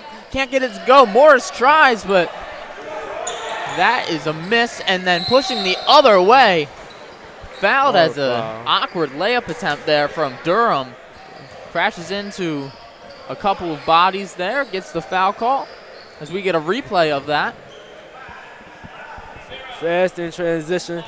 Could have probably threw it up to his teammate, but physical hard foul. No easy buckets. Let's see what he get at the free throw line. Yeah, that's one of those fouls where you make sure they don't have a chance to make the layup, and that's exactly why, as he misses the first free throw. That's a statement foul. That he telling you it's not going to be easy tonight. Got to earn those points. He earns one of them, cuts the lead to 6. Just under a minute left in this first half. Pickron didn't see much action in the first quarter and loses it, but then Bing gets it right back. Sloppy play here from both sides. And here comes Brotherly Love. Up for the dunk. Good transition. Good transition offense. Able to pass the ball. In for the cutting player for the dunk. So now the lead is just 4 for the Thunder as we are under 30 seconds to go in the half. Davenport with it.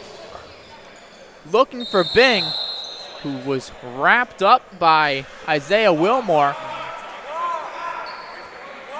Actually, it looks like it's the other way. It looks like Bing had Wilmore wrapped up. That's going to be an offensive foul. So Brotherly Love only has a few seconds to try to get a shot off. Layup attempt is good from Durham.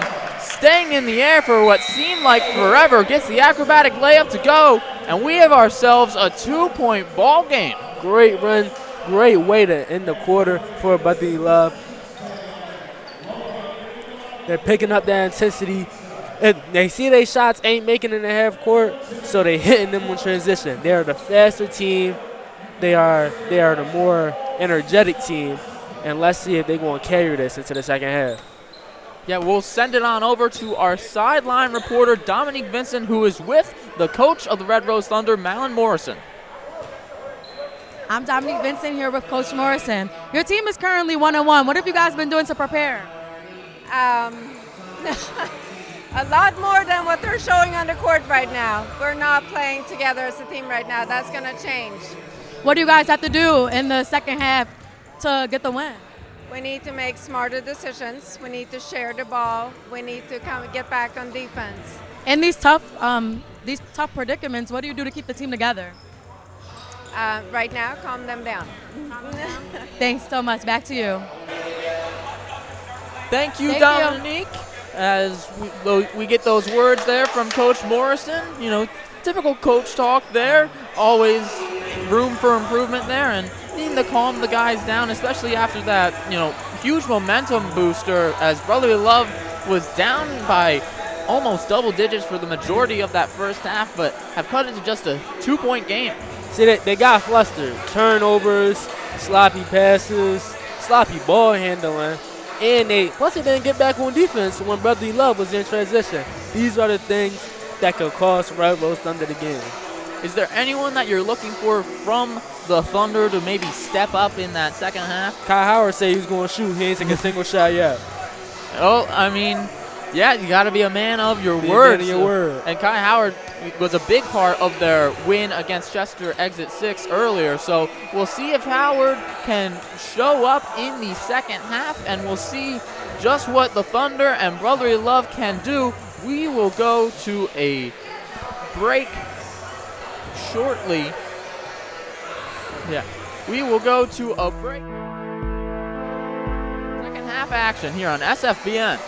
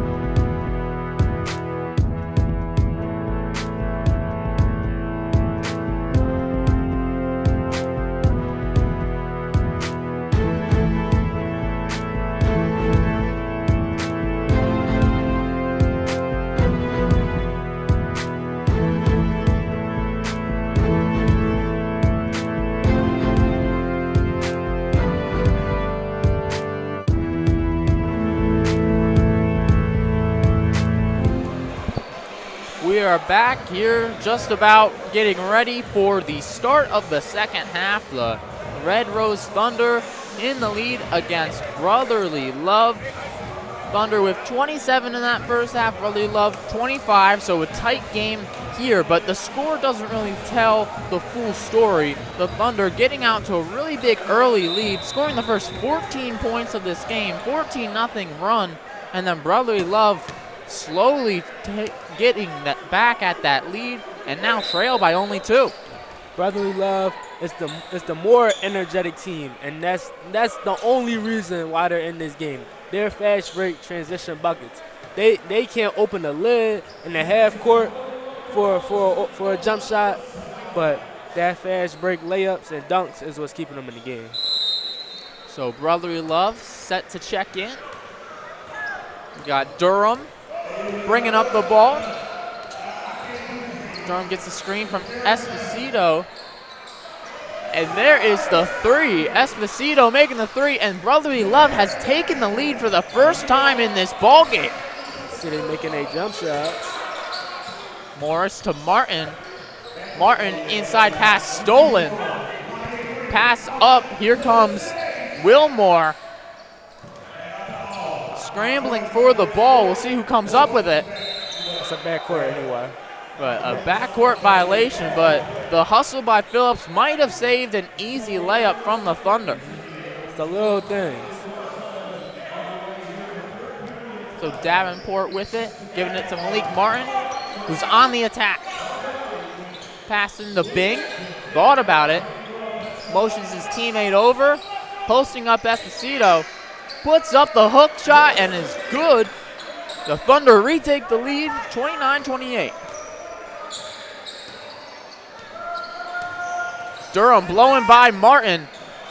Athletic finish, finishing on the left side with the right hand. Able to use his speed to blow by his defender, that ended it with a beautiful finish at the run. Davenport matches right back with another layup. Matches right back to him. They're going back to back. This is a very good, intriguing game. Green with it here for Brotherly Love, trailing by 1. Back and forth start to this second half. Durham mid-range is good. Nothing but net from Durham. Brotherly Love is really starting to get into their rhythm.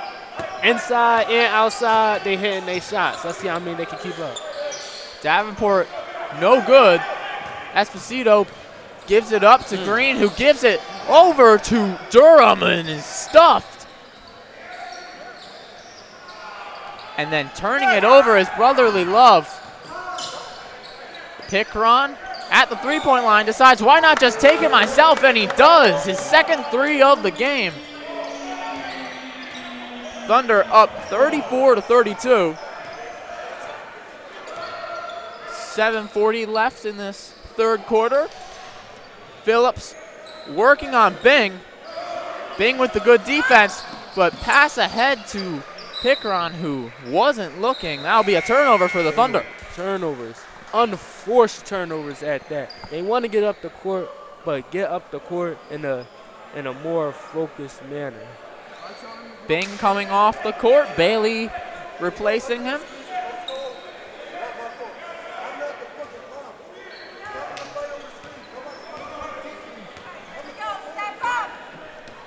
Esposito bringing up the ball. Green with it on the left wing. Green fixing the net, making that long shot.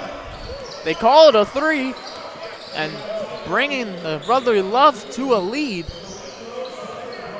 Davenport pass out to Martin. Martin drives right.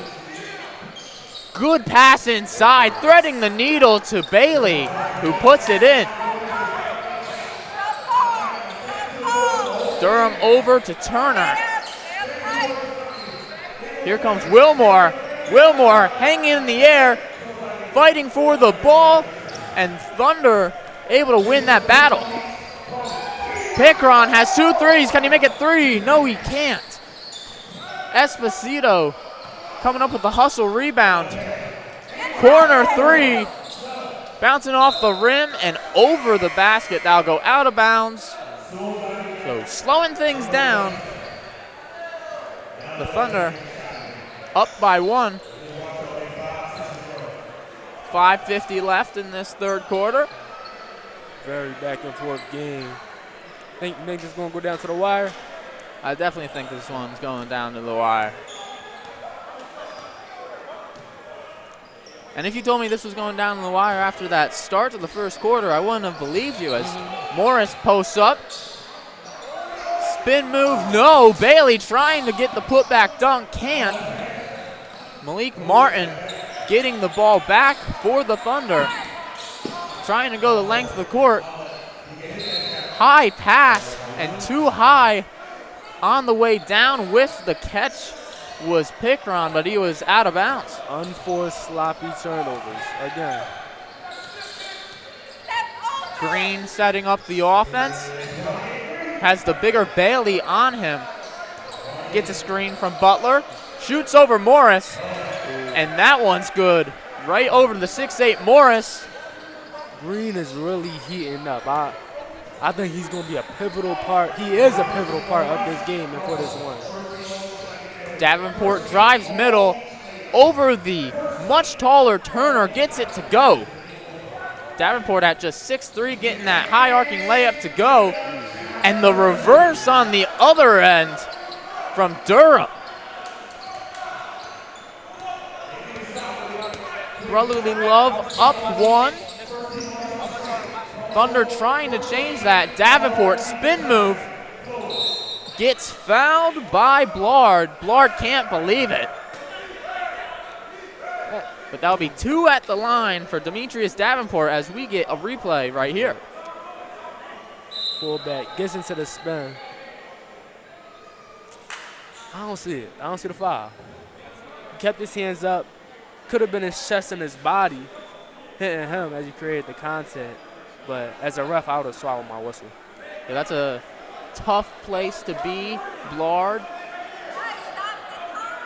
As there's a little bit of miscommunication here on the blocks.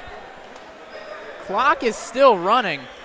I think we have an argument over here as the normal spot for where players line up on the block is actually moved 1 set down. Yeah, that don't make no sense. And Davenport misses the first free throw. It's above the box. She told him to line up below the box. The clock's running. Davenport. You complaining to the broadcast team. I don't.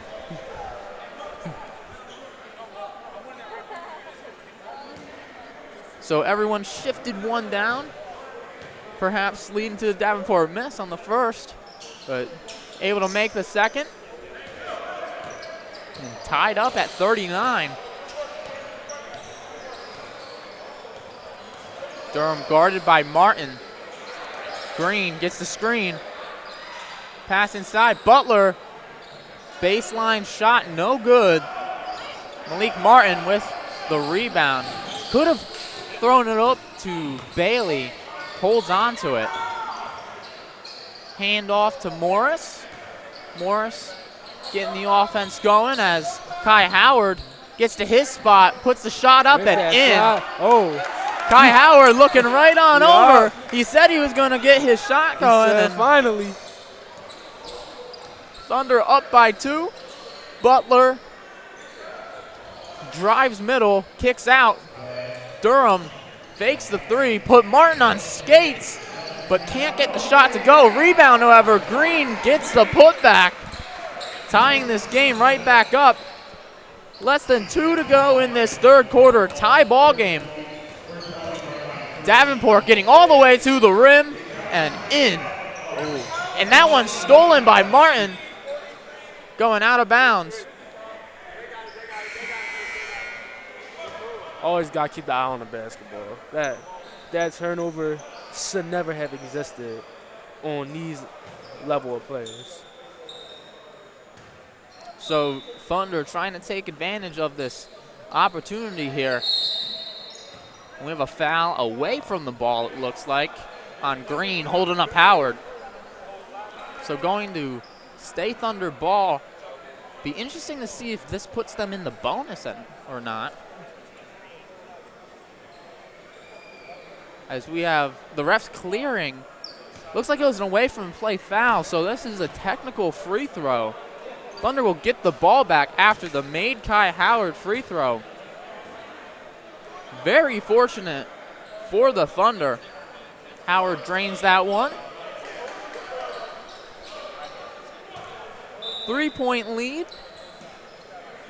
And Kai Howard trying to get a couple more points here. Dribbles it off the foot of Butler and out of bounds, will remain Thunder ball.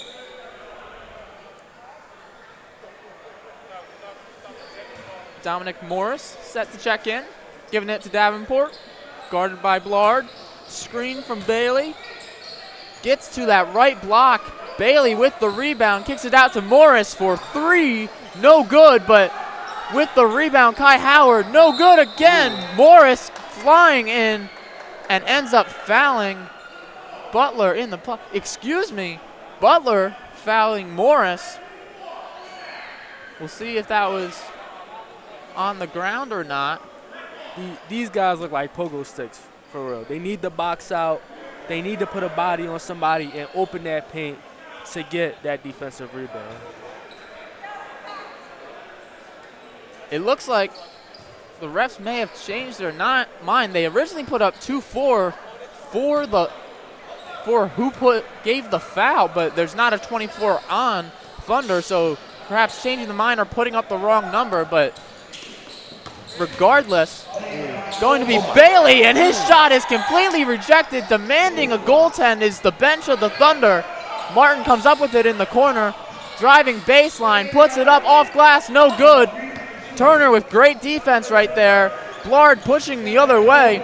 Pass inside to Butler. Butler, no good. Tip in from Wilmore. There's a foul right there. And with 0.4 in the third quarter, Kai Howard might have just earned himself some free throws.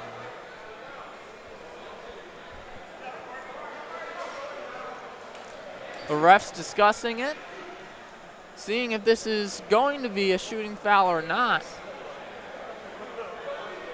What a huge swing this could be. I mean, Kai Howard was all the way on the other end and gets fouled, was likely not going to get a shot up, and now has 2 shots at the line. Those are the times where you just put your hands up. Not even a second left on the clock. Just let it go. Kai Howard's first is up and in, and interesting to note, players shifting up the block. You have people in their proper lane right there as Howard makes both. Not much the Brotherly Love can do, and catching it, and the buzzer immediately goes off. So I see you. We have ourselves a ball game here. 46-43, Thunder in the lead. We will be right back here on SFBN for the fourth quarter. Stay tuned.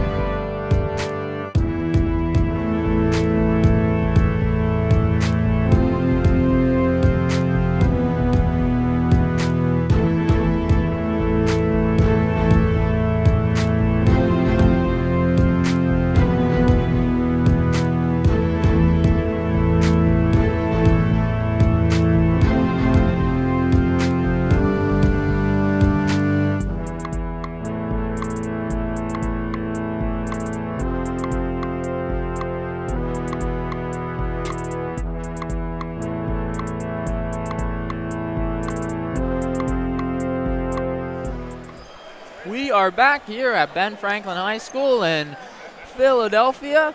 Jake Gable, Tamir Stubbs with me as we get set for the fourth and final quarter. Thunder in the lead, 46-43.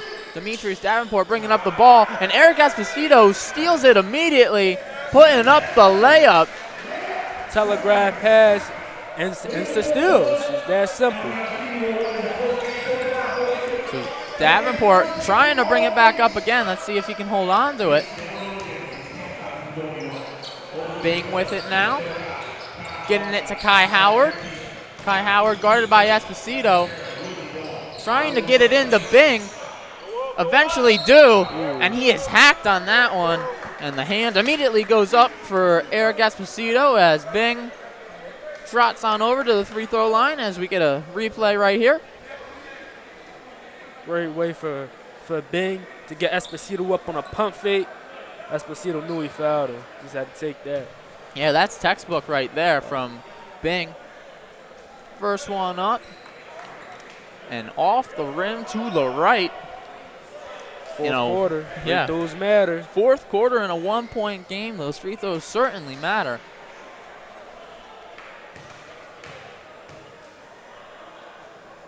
Bing taking the second one and can't get either to fall. Unfortunate trip to the line there for the Thunder. Brotherly Love looking to take advantage. Esposito handing it off to Durham. Esposito deep three, and whoa, where did that come from? Eric Esposito over the outstretched arm of Dominic Morris gives Brotherly Love a 2-point lead. Let's see if Brotherly Love can make a run here in the fourth. Davenport taking on Esposito. He takes a shot of his own, and that's good. Ref signals 2 to the scorebook. So it looks like it's all tied up at 48. Durham passing to Esposito, who just hit the three. Looks like he's confident now. Passing to the corner, and that pass is stolen by Malik Martin. Coach Morrison on the sideline telling the team to slow things down. Malik Morris driving baseline, has it blocked from behind on the dunk attempt. Here comes Brotherly Love. Wilmore can't get it. Good defense from Kai Howard. Durham, good pass to Wilmore. And Wilmore screaming at the ref after that. And technical foul on Wilmore. I think number 0 on Brotherly Love, Anthony Durham, I think they mad because they want him to call for the hook. You see how his arm went around his defender's back and held him down. They looking for that offensive foul. So technical free throw here. Kai Howard gets the honors. Howard drains it, so 1-point game. Brotherly Love in the lead. And remember, Elam ending will be in effect at 4 minutes to go. So whoever's in the lead at 8 to their score, that will be the target score, and whoever reaches that score first will win. The clock gets thrown out the window, but the shot clock stays. But we still have 2.5 minutes until then. So both teams trying to gain that lead and extend it as much as they can. Davenport drives, met by 3, and turns it over. Esposito comes up with it. Green guarded by Bing near half court. Green blows by, pass inside. There's Wilmore again. That's nearly identically how he scored earlier. This time it's Green with the feed instead of Durham. Costly turnover. Green going up the court, blowing right by Bing, able for the dump off. You got to be able to take advantage of that matchup. I mean, the 6'8" Bing tasked guarding Green, a guard, as the first free throw no good for Brotherly Love. Shaky free throw shooting from both sides in this one. As a guard, when you see a big such as Bing outside of the paint onto the three-point line, that's lunchtime. That's when you blow right by him to the basket. And all that work with nothing to show for it, missing both free throws. Kai Howard almost losing it. Bing helping him out and gets fouled. So Bing back to the foul line. He's no stranger to that spot on the court. the replay here. Bing cleaned up Kai Howard's mess. Almost had a turnover from him. Good thing he was caught behind him. So Chris Bing, first one up, first one good, tying this ball game up, and we are nearing that 4-minute mark. Most likely only 1 or 2 possessions left until the target score gets set. Bing, perhaps knowing this, taking all of his time and makes the second. So the Thunder in the lead now, 51-50.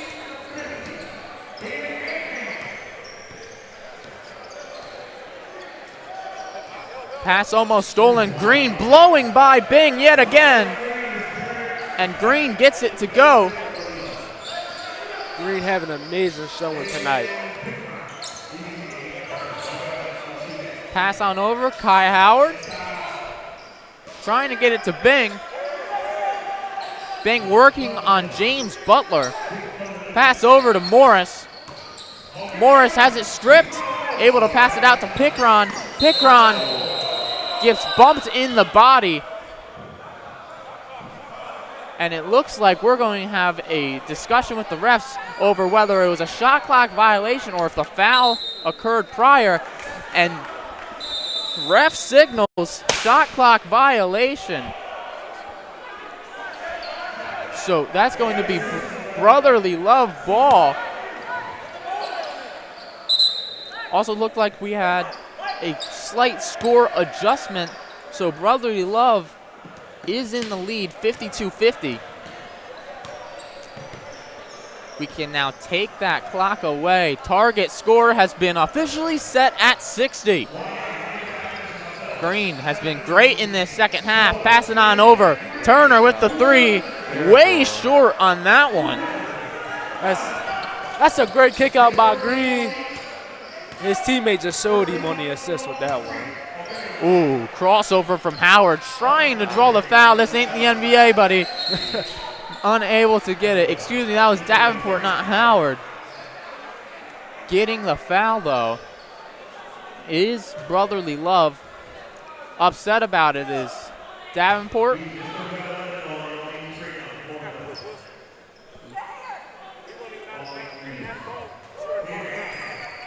Durham with it.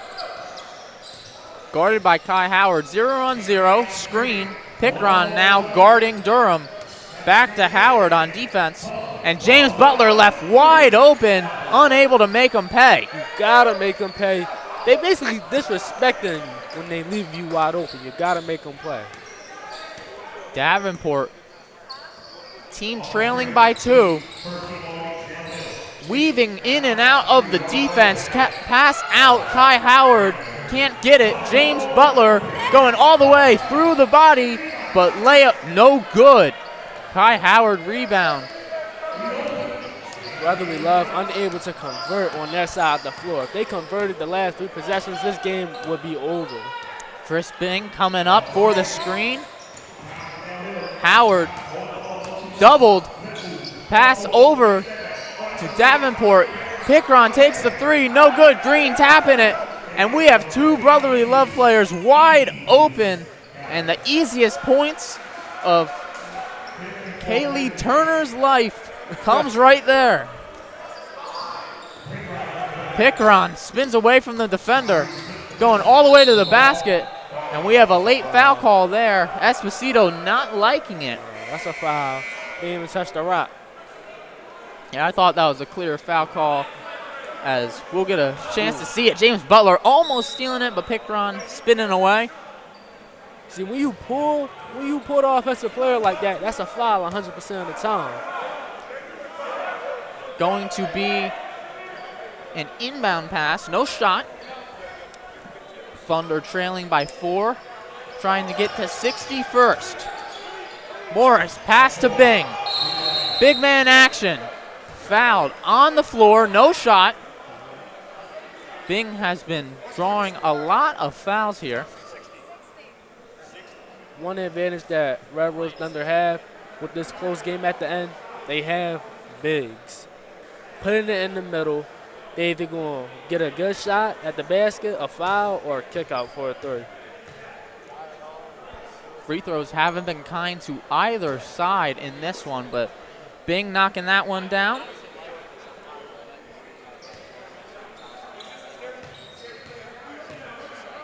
Cuts the lead to 3, and now make it 2. Brotherly Love 54, Red Rose Thunder 52. Anthony Durham, guarded by Malik Martin. Pass to Green. Green guarded by Davenport. 3 from Durham, no good. Davenport with the rebound. Looking up is Martin. Martin, pass inside is stolen. Durham over to Wilmore. Had the three-point opportunity, doesn't take it, and Malik Martin steals it right back and is fouled. See, this is what we call some middle school basketball, just back and forth, a track race. And bad, not just missed shots at the basket. See, that's a good foul from Green, not letting him get the easy lay, making him earn it. But this is just back and forth basketball. Martin front rim and in. Has a chance to tie it up on this second free throw. This one very important with the target score ever so close. And hits the second. And this game is tied. Whoever scores 6 points first is going to win this ball game. Green, screen from Turner. Has a wide open teammate. That's Wilmore. 3 no good. Bing with the rebound. In the last about 3 to 4 minutes of this game, Brotherly Love didn't hit a single 3, and it's costing them bad. Let's get to the paint. Let's see what we can get a good look at. Davenport to Bing. Bing handoff. Martin looking at that rim. Thought about the 3. Jab step. Ends up driving. Takes it and gets blocked. Wilmore the other way. Kicks it out to Esposito. Esposito. Pass over to Durham. Durham spinning. Laying no good. Great defense there from the Thunder as we have either a timeout or a technical. Looks like we'll see. Technical foul. That is very costly. With the target score just 6 points away for both teams, Anthony Durham picks up a technical foul. What was the technical foul at? Where was the tech at? It was on the other side of the court as Kai Howard makes that free throw, giving the Thunder the lead. That's the second technical foul in this game from Brotherly Love.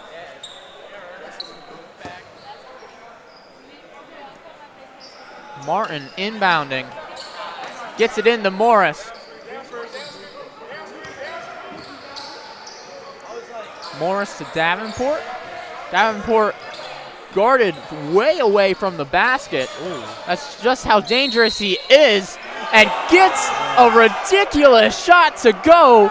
And you can see the Red Rose bench absolutely loving it as we get a second look. That's great IQ by him right here. Spin. C try to take the charge, Euro, so he doesn't go straight into the defender and had enough concentration to finish the layup for an and one. Showing off all the tricks in his bag right there. The Euro into the body of Turner and getting it to go. If he hits this free throw, the Thunder will be 2 points away from the win. Davenport hits it. So 58-54, Brotherly Love needs to act fast and can only get stops from here. Green with the 3. Front rim, no good. Chris Bing hustling for it. Foul on the floor. We'll see who they call it against.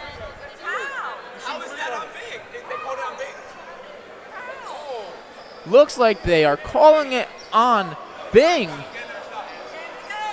of the Red Rose. So staying with Brotherly Love. Turner gets it. Guarded by Martin. Green with it. Crossing over, crosses over again. Wide open is Turner. He airballed earlier. Can he make up for it? Missing. Martin gets it and begging for a timeout.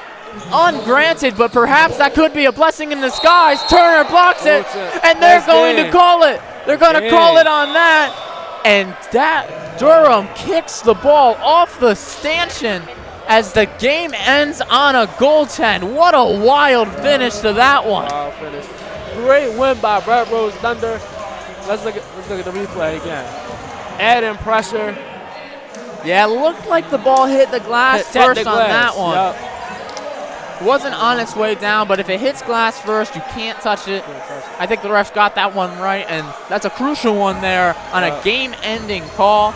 But the Red Rose Thunder take this one, and they improve to 2-1. They've now won 2 straight, and for the Brotherly Love, they fall to 0-2 on a 2-game losing streak.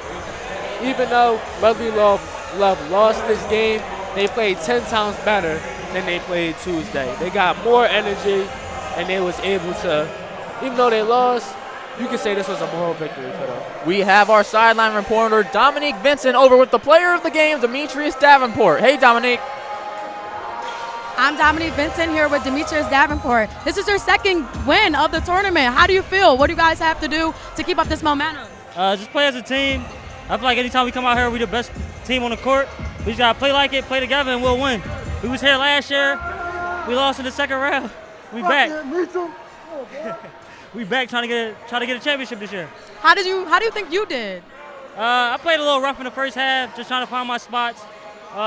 It's a lot of pressure. I went first team Brotherly Love last year, so just sometimes being a guy is knowing when the team don't need you to be the guy. So I trust my teammates and just get a win. What do you think the team has to do to keep winning?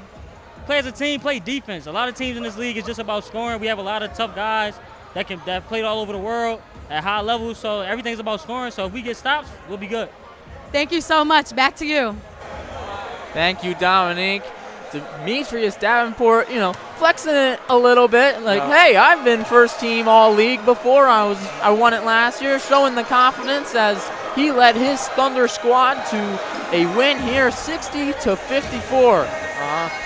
Showing that experience and leading his team to victory. Even though Brotherly Love lost, this is something they can build on. And if you look on screen right now, in the blue shirt, you'll see Montrez Harrell. He's going to be playing in the next one right after that. The main event of this triple header tonight, the Sixers center is going to be playing for the Blue Magic. You'll have to stick around for that one, but Thunder win this one, 60-54 for Dominique Vincent. Tamir Stubbs, I'm Jake Gable. Thank you so much for watching, and stay tuned to watch Harrell and the Magic play in the third and final game of tonight. I'm going to need a 30 bomb from Harrell, none less, 30 bomb.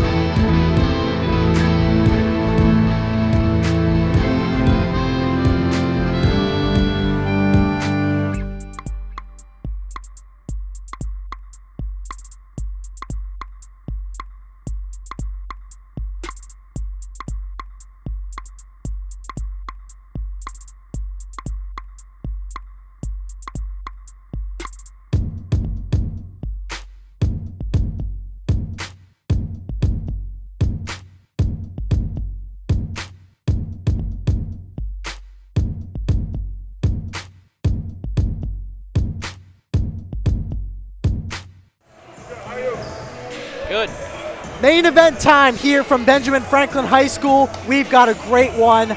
Today we got Blue Magic against Danny Rumph. Welcome in, ladies and gentlemen. Ben Hoyt here with James Urban.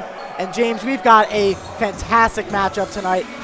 Danny Rumph just coming off Drew League play down in LA, and then Blue Magic, a huge test for them. They've got Montrezl Harrell tonight, former six-man player of the year. What are your thoughts about this matchup? Yeah, I mean, like you said, Danny Rumph coming all the way from LA, traveling across the country to Philadelphia, and playing against Montrezl Harrell. And Blue Magic also has Demir Cosby-Roundtree, the former Villanova Wildcat. Lots to look forward to tonight in the nightcapper. I'm really looking forward to it. Before we get started with today's game, let's send it over to our sideline reporter, Greta Shoestack. Greta? Hi, I'm Greta Shoestack with Sports Fan Base Network, covering the third and final game of tonight. Tonight, we're eagerly waiting to watch Montrezl Harrell play for the Blue Magic team. Blue Magic is looking to secure their first win in the tournament. This is definitely going to be an exciting game. Back to you. Thank you so much, Greta. When we come back here from Benjamin Franklin High School, we got our main event of the day. Blue Magic against Danny Rumph, next on SFBN.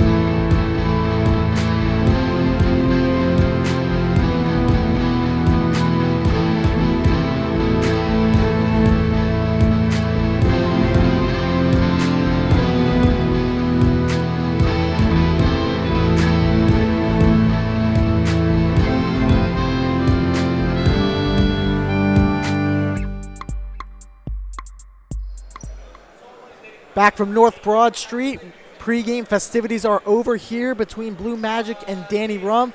James, any final thoughts? I'm just very excited to watch some great basketball tonight. I mean, we got two players with very, very good backgrounds in their basketball careers and ongoing with Montrezl Harrell, and it's going to be put on display tonight, and I'm just really excited to see him play. For the tip for Blue Magic, it's James Bell. He'll match up against Isaiah Gaines. Bell wins the tip, and we are underway here from Benjamin Franklin High School. 3 right away from Blue Magic. That falls right away for Khalil Whitney. Here comes Danny Rumph. Down to the left wing. Makes a move. Step back 3. Short rim, no good. That's a rebound by Forte. 3, good. Pardon me, that is Aaron Nwanko, who drains another 3 for Blue Magic, 6-0. Hot start for Blue Magic, 2 for 2 from beyond the arc. Can't ask much more than that. Danny Rumph gets a bucket back of their own, brings it back to 4. Montrezl Harrell, the man to see. 3, bang! Montrezl Harrell off of 1 foot drains a long 3 to make it 9-2. You say can't get much better than 2 for 2, but you can't get much better than 3 for 3. Bell pulls it in for Blue Magic. Bell, right wing, looks inside. Bell, shot, way off.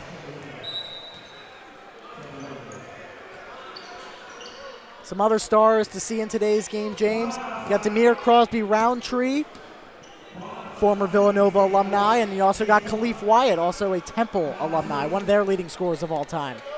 A lot of Wildcats in the building tonight. A lot of Wildcat presence in this pro-am. Chris Jenkins making an appearance last week. He was playing well. High-level basketball players that have had major success in their careers. DJ Newbill drives off the glass. Pretty finish from DJ Newbill, the alumni from Happy Valley. A lot of offense being displayed early, and there's another shot right there. Wow, what a start. Danny Rumph claws back into this 11-7, 8 minutes left to go. Montrezl Harrell on the wing, dribbles, hesitates, moves to his left, blows by a defender, and gets fouled. He'll have 2 at the line. Take a look at our replay. Montrezl Harrell doing a lot of stuff that he's not able to show in NBA games. He's showing his guard skills. You gotta love to see it. He's bringing it all in the first quarter of this pro-am. Harrell will go to the line for 2 in an 11-7 ball game. He's got the OG KDs on. I like the look that he's bringing tonight. He's got style for sure. Yeah. Again, Montrezl Harrell, former 6th man of the year, coming on 9 years in the NBA already. A lot of teams as well, playing for the Sixers, playing for the Hornets, playing for the Clippers. He's been around the league. He's been to both LA teams, both Lakers. Yeah, and the Lakers. And Clippers. Both free throws no good. Danny Rumph pushing the ball, blows by a defender. Great basket by Jamil Mingo. Step back 3, way short. Hits front rim, he'll try again. 3, no good. Pulled in by this Danny Rumph squad. Backdoor cut. Steps on the baseline, out of bounds. It'll go right back to Blue Magic with 6:28 and counting. Clearly showing early in this opening quarter that Danny Rumph isn't going to be playing any half-court basketball. They're looking for all their shots in transition, which you see a lot in this pro-am.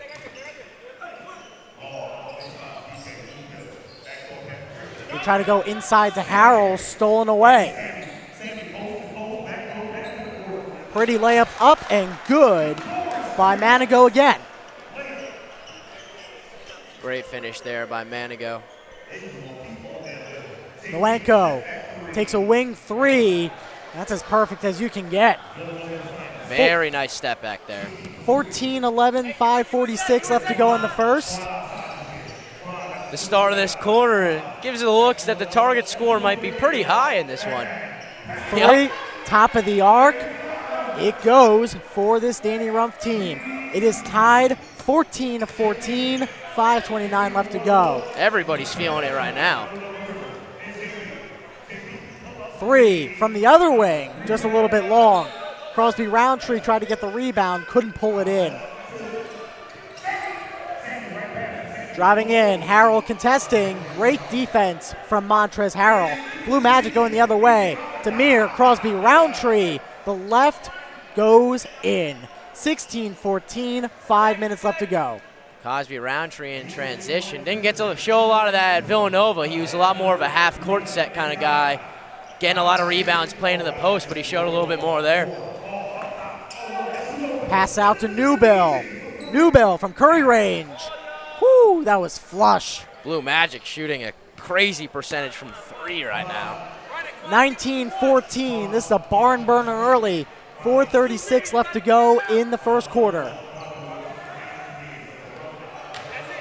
Crosby, Roundtree on defense. Swats that away. Here comes Blue Magic, 2-on-2. They look for Newbill off the defender's foot. Inside, Roundtree! Two-handed slam. We got a timeout here on the court, 21-14, as we take a look at our replay before going to break. Look at this backdoor cut. Whew, pretty basketball. Way to run the floor by Cosby Roundtree. Giving himself some room service. Timeout on the floor here from Ben Franklin High School. We'll be right back after a short break. Again, this game is sponsored by Athletic Brewing Co. here on SFBN.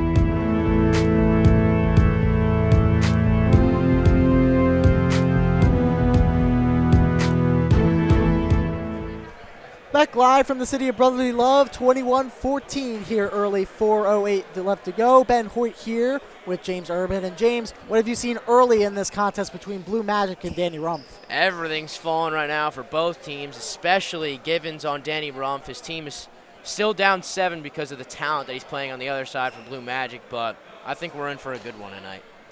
Danny Rumph, by the way, has a star of their own in Sammy Givens, one of Drexel's leading scorers in history. As Crosby Roundtree missed the free throw, they get the rebound. Newbill hits front rim and pulled in by the squatting green Danny Rumph. The way he looks so comfortable shooting from that range, I don't think you want to give Newbill any space tonight. No good. Pulled in by Blue Magic. To Montrezl Harrell. He throws it down. Tomahawk slam by Montrezl Harrell. And man, that was a crazy dunk. Montrezl Harrell making it look easy. He's a pro athlete for a reason. He stands out from everybody else. He's an absolute beast. Looking inside, Manigo. Back outside to Isaiah Gaines. No good. To Newbill on the wing. Loses his dribble, regains it. To Harrell, and you can't leave him with wide open space. He'll take a three, and that is perfect. I'm surprised he didn't take the first one, but it didn't matter. The second one goes in anyway. Montrezl Harrell showing why he's 9 years deep in the league. He should start shooting those shots more in the NBA. I mean, they're falling like this. He's shooting them easy. On the wing. Spin move. Trying to look for a shot. They kick out to Newbill in the corner. Tries to put his defender on skates. Newbill with his left passes to Harrell. Montrez, NBA range three, and count it. Montrezl Harrell makes the three, gets the foul, and has an opportunity for a 4-point play. I mean, folks, tuning into this one tonight, would you think that 3 of the 4 first baskets for Montrezl Harrell would be threes? 3 for 3 from beyond the arc with the foul, looking for the 4-point play. Man, what a start for Montrezl. That was a great look at it there on our instant replay, as Harrell will go to the line for one more shot. Looking to give his team an early 16-point lead in the first quarter. Wow. Great start for Blue Magic. I'd say a good addition for sure. Oh, for sure. You can get an NBA caliber player on your team. You're doing something right. Yep. Harrell makes that one easy. You know, you're in the NBA, you got to make your free throws. Yep.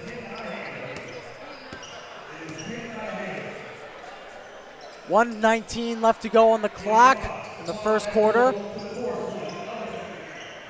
Wing jumper no good from 2-point range. Follow-up three falls by Jaleel Myers. One of the easiest shots in basketball right there, an in-and-out three-pointer. They feed it to Harrell. He's guarded one-on-one by Sammy Givens. A fantastic matchup here. Harrell blows by Givens, and an athletic finish from Montrezl Harrell makes it a 32-17 game. Too easy, man. The 3 for 3 start from beyond the arc.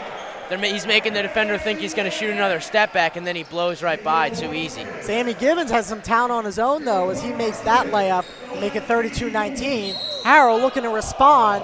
Blocking foul is called, and Harrell looks really hurt. Well, this is just not what you want to see, folks. He's moving his knee up and down. For those that don't know, Montrezl Harrell is currently an NBA free agent. You don't want to see an injury heading into your free agency.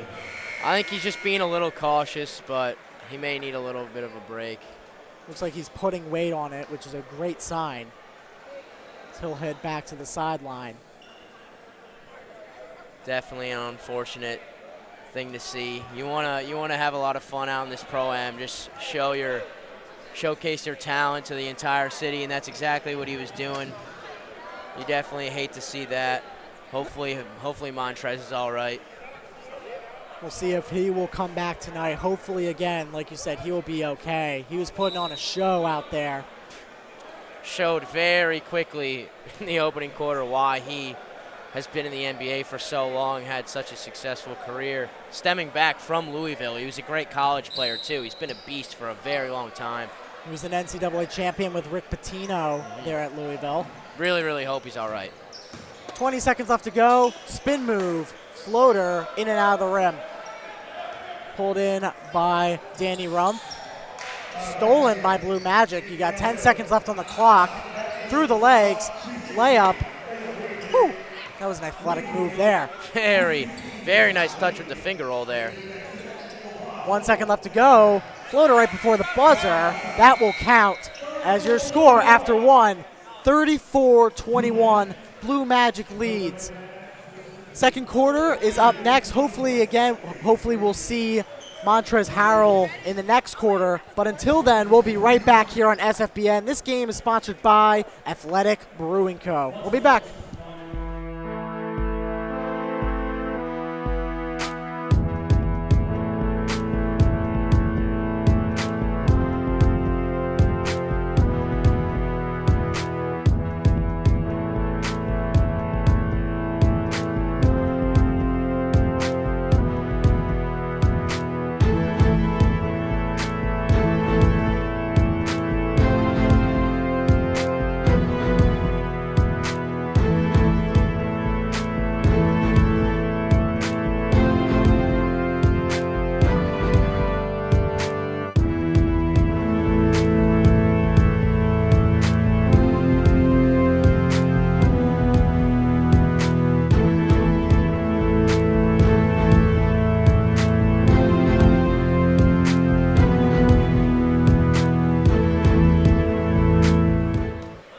Welcome back. Second quarter of action here. Blue Magic leads 34-21. Danny Rumph resumes with the ball. Pass to Sammy Givens for three, wide right. Pulled in by DJ Newbill. Well, you know, Ben, it's going to be something to look at to see if Danny Rumph can get back into this game with Blue Magic no longer having Montrezl Harrell is what it seems to be like. Could be a lot closer of a game than it would be with him. Absolutely. It's a big piece to take out of this game. Follow-up rebound by Crosby Roundtree. Good to go. 36-23, 9:22 left to go. No Harrell, but still a great former college basketball player, and Harrell is always down to do the dirty work in the trenches. He's always going to get those offensive rebounds. Three ball from Danny Rumph. Got it to go. 36-26, still a game, 10 points. 9 minutes left to go in the second quarter. Lob, unsuccessful. Here's Givens. Givens takes the lane. Left-hand layup with contact. No problem for Sammy Givens. Lost the ball. Becomes a 2-on-2 situation here. He'll take it himself. Nice left-handed finish, avoiding the contact. Blue Magic wants to take one as they lose a little bit of momentum there. Timeout here for Blue Magic as Danny Rumph claws their way back into this game. 36-30, 8:30 left to go in the second. We'll be right back here on SFBN.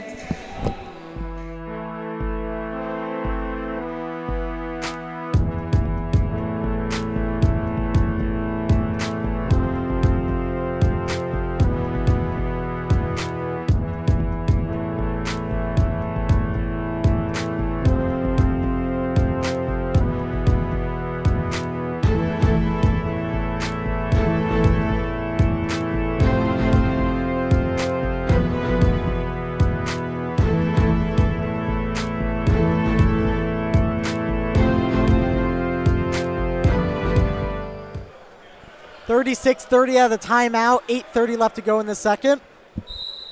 Welcome back, ladies and gentlemen. Ben Hoyt here with James Urban, with you from Benjamin Franklin High School on North Broad Street in Philadelphia, Pennsylvania.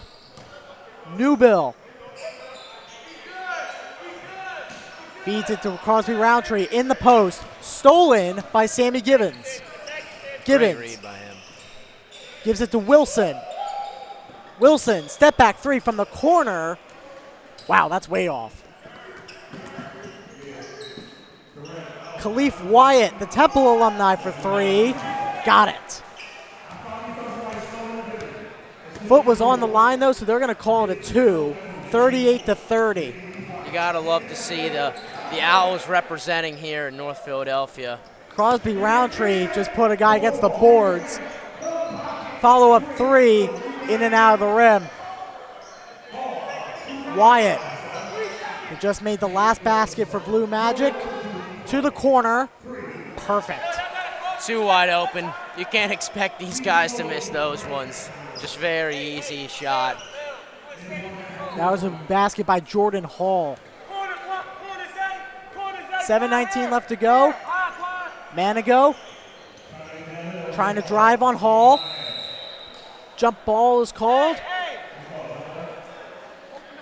We'll see who it stays with. And Ben, I know it's very early and there's a target score, so it takes out a lot of time usually in the latter half of the fourth quarter, but could this be the first 100-point game tonight? I think so. We'll see. We'll see if the scoring continues in the second half, right? If they can get to 60 or just below that at halftime, Blue Magic, I could definitely see 100 points. For sure, but we definitely see games get more defensive in our second halves. It's been a trend here at the Brotherly Love Pro-Am. Very true, very true. That's up and in for Danny Rumph. 41-32, 6:26 left to go. Hall lobs it, Roundtree. Nice and simple, puts it off the glass. See, Roundtree, coming from Villanova, these guys just know how to play basketball. They do all the right things. They have all the fundamentals. No matter what brand of basketball it is, Pro-Am, whatever, they always bring it. Three, offline. That's pulled in by Mike Wilson. Wilson to the wing, back to Wilson.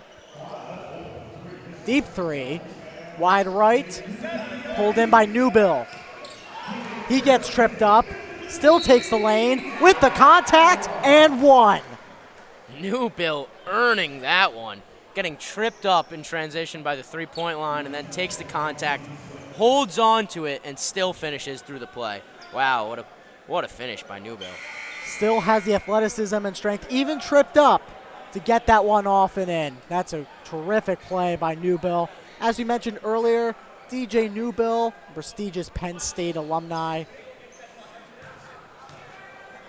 A lot of amazing talent in this Pro-Am, coming from all over, of course, more generally the Philadelphia area, Pennsylvania in general.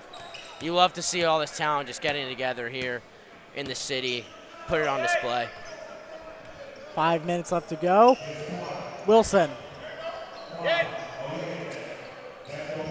Inside to Sammy Givens on the post. He kicks out for three, short rimmed.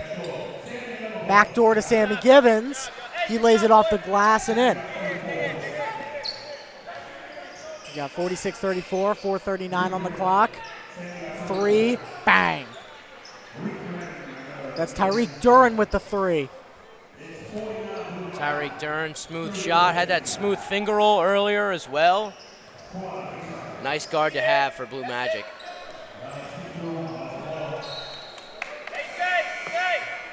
He goes out of bounds with 4:16 left to go. He'll stay with Danny Rumph. Isaiah Gaines sort of lost control in that play. Yeah, well, the defender, he wrapped around and poked it from behind, and that's one thing that you can really do well when you get beat on defense is try and wrap your arm around and poke it from behind. Wilson, in and out of the rim. Hall passes inside to Duran, no good. Kicks it back out. Khalif Wyatt, pump fakes. In the corner, he's trapped, so he'll kick it out to a teammate who airballs it.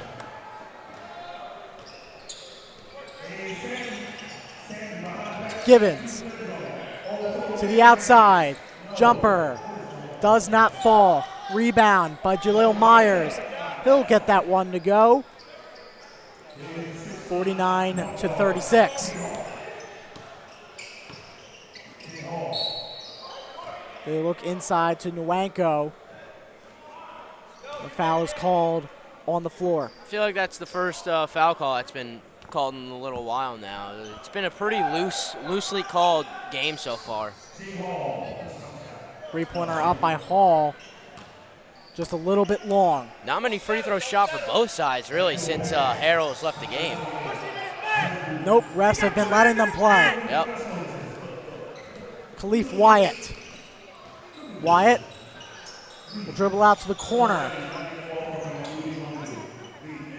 Looks inside. Jaleel Myers had him all wrapped up like a present, so it'll be a foul on Danny Rumph's squad. Still no free throws. Got Manigo entering the game. Duran to inbound. Wyatt fouled from the three-point line, and he will go to the line. Manigo enters, immediately fouls a guy on a three-point shot.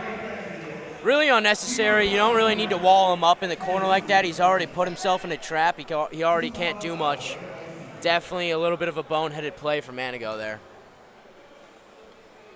So Khalif Wyatt, again, a Temple Owl. One of their best players in history.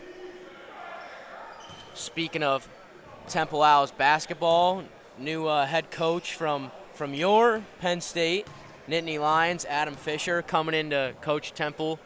Looking for a new era since Aaron McKee has been escorted out of North Philadelphia. He also brings assistant coach and player last year for Penn State, Cameron Winter. Jump ball. That arguably could be a walk there. Yeah, arguably, yeah. Jump ball ends up being the call. Temple Owls, Jaleel White is in the building. One of the forwards who's decided to return for the new era of Adam Fisher. Looking forward to a big season. Givens draws contact on the way up. and he'll earn a trip to the charity stripe. Take a look at our replay right here.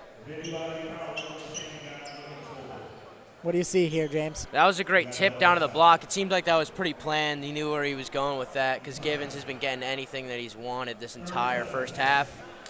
And it worked out right there. Got 2, made the first.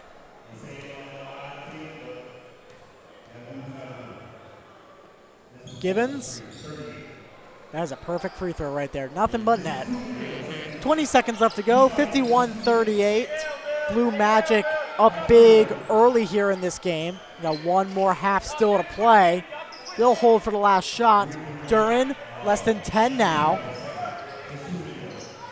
Givens is not going to let him have the lane, so he will have that ball swatted by Sammy Givens, and that will end the half. That is amazing defense in the final possession from Danny Rump. That's a great stop because that limits it from going to 15 or 16 at halftime, keeping it within range, just around 10 points. Danny Rump down 13. 51-38, we hit our halftime score. We'll go into our sideline interview in a minute.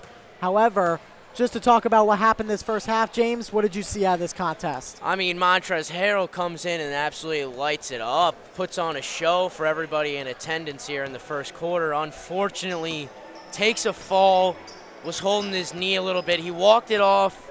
Everybody in the gym, especially us, hope that he's all right. We were really looking forward to seeing him play all day. And even in the short time that he did play, he really did put on a show. But on the other side, Givens for Rumph has been playing well. All around, really good basketball and really good shooting. It looks like we're ready on the floor for our sideline reporter, Greta Schustak. Greta, take it away. Oh, good. I'm Greta Schustak with Sports Fanbase Network here with Sam. You're one of the highest scorers in the game right now. How are you going to keep the momentum going in the second half? No, just use my team and then just keep playing hard and playing strong. You know, they're a good team. They got a lot of great players. We just got to play our game, play defense, get out, get runs, and then, you know, make baskets and make the game easy for ourselves. What do you see in the way that your team is playing now that is preventing you from the way you'd like to perform? We got a lot of young guys, so they're not used to this atmosphere and this everything like this going on. But once they get their bearings and get everything settled in, they're going to be fine. And right now we just got to lock down on defense and then get out on offense, and we're going to be fine. We're going to be good. Awesome. Thank you so much. Good luck to you. Thank you so much, Greta. That was a great interview with Sammy Givens of Team Danny Rump. We'll be right back here. We've hit halftime in the Brotherly Love Pro-Am Summer League. This game is sponsored by Athletic Brewing Co. We'll be right back on SFBN.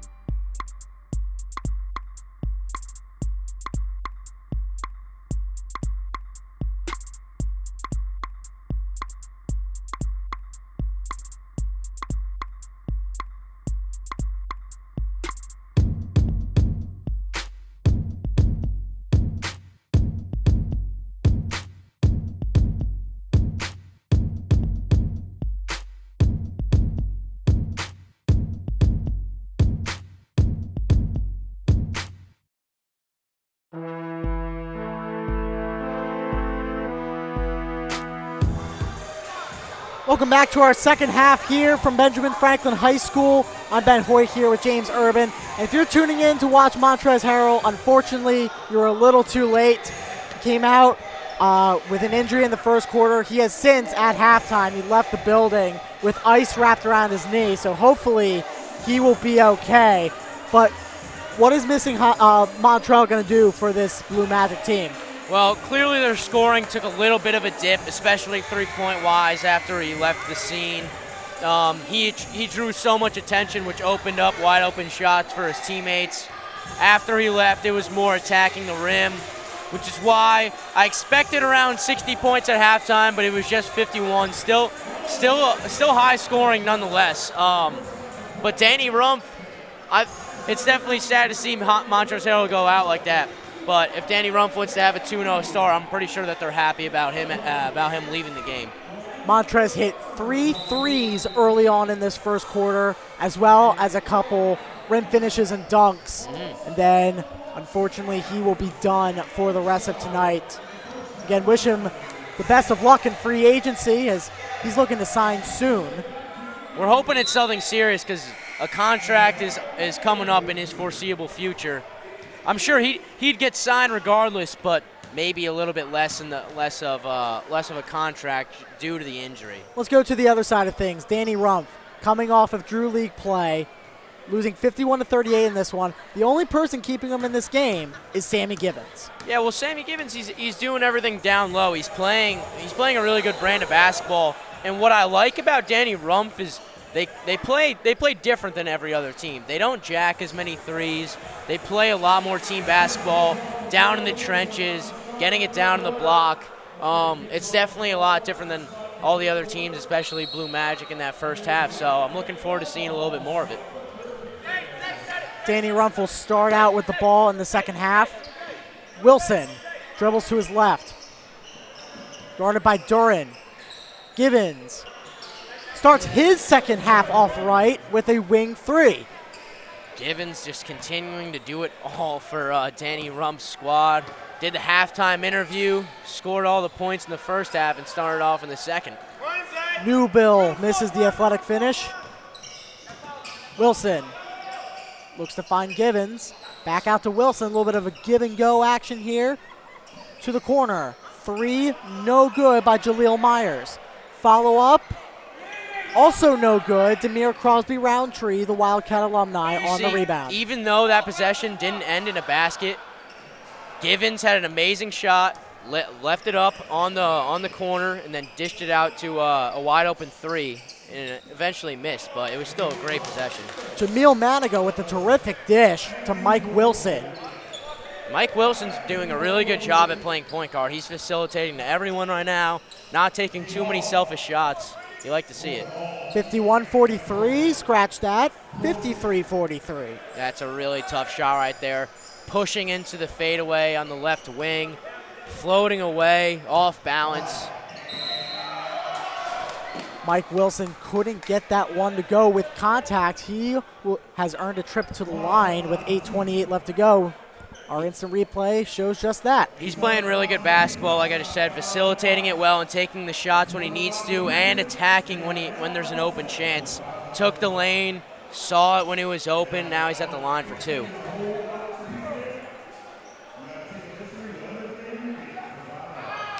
How did that stay out? I agree. That circled around the rim and did not want to go in. So one more here from Wilson. Got 7:54 left to go. Again, your objective here from Danny Rumph is to keep this close as he missed the second, because heading into your Elam ending, you want to be as close as possible. Mm-hmm. You would like to get both of those free ones right there. Three, just a little bit long from Nowenko. We've seen before, Ben, how quickly these leads can get diminished. So I wouldn't be too worried if I was Danny Rumph right now, but definitely start locking up a little bit defensively. We've seen 10, 13, 20-point leads just go away in the matter of an instant, and that will help. That's a huge three from Jamil Menigo. Just last week, Lou Leonard was down 20 points in the second half and ended up winning the game. That's a deep three there from Hall. Wilson heading the other way on a fast break. Floater, and he will have shots. 6:58 left to go. Danny Rumph heads to the line. So what do we see on this transition play here? Mike Wilson continuing to stay aggressive, doing his thing. A little bit fortunate of a call. When you're a guard and you're fading away from the basket, the refs tend to not give you as much leniency with the whistle, but nonetheless, Wilson does get it there, and he makes a free throw now. Wilson will make the first of this set. One more on the way for Wilson. As he hits both, nothing but net. Makes up for the last two that he missed. 5-point game here from Philly. Newbell transitions to his left, gets tackled by Myers, and draws the foul. Some would say that's being a little bit too aggressive on the opening possession right there for Blue Magic, but I think it's a really good move. He forced his will down in the paint, and it was definitely a block as the defender couldn't stay in front in legal guarding position.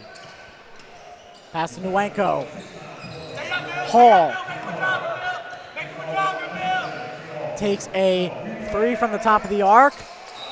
That slips out of Myers' hands and will go to Blue Magic. What a costly mistake there. Magic definitely fortunate to have that possession return for them. But, Ben, I think Nwanko should reinsert himself into this game. I think he had a really strong opening quarter alongside Harrell, and I think he's got to keep doing that. And here he is right now. As you said, Nwanko from the corner steps back, puts his defender on skates, dishes it to Hall on the left wing. Little Kareem skyhook action there. Almost a putback dunk by Nwanko. Just couldn't grip it quite tight enough. Almost on cue, Nwanko. But they're being sloppy with the basketball, and it's only a 5-point game. Gibbons dishes to the top of the arc. Wilson, floater, foul is called. Some would say that's a soft call, but he didn't let him land. He was in his landing area and just got him on his body on the way down. That is a very good call by the ref. So Hall will go, Mike Wilson will go to the line for two. 4:26 left to go in the third. Trying to bring this to a single possession game. I mean, you had to assume it couldn't be Givens all 40 minutes here tonight. You have to get help from somebody, and Wilson's been that guy so far. Wilson makes his first. 4:08 left to go. On the verge, you're just making it a one-possession game after a 13-point deficit at halftime.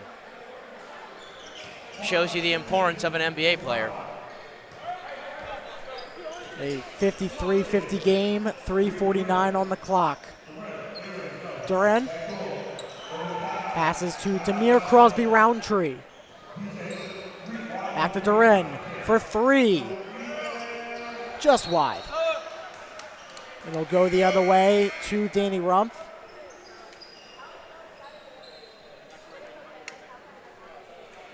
So we get a couple subs in here from both sides as we resume action here from Philly.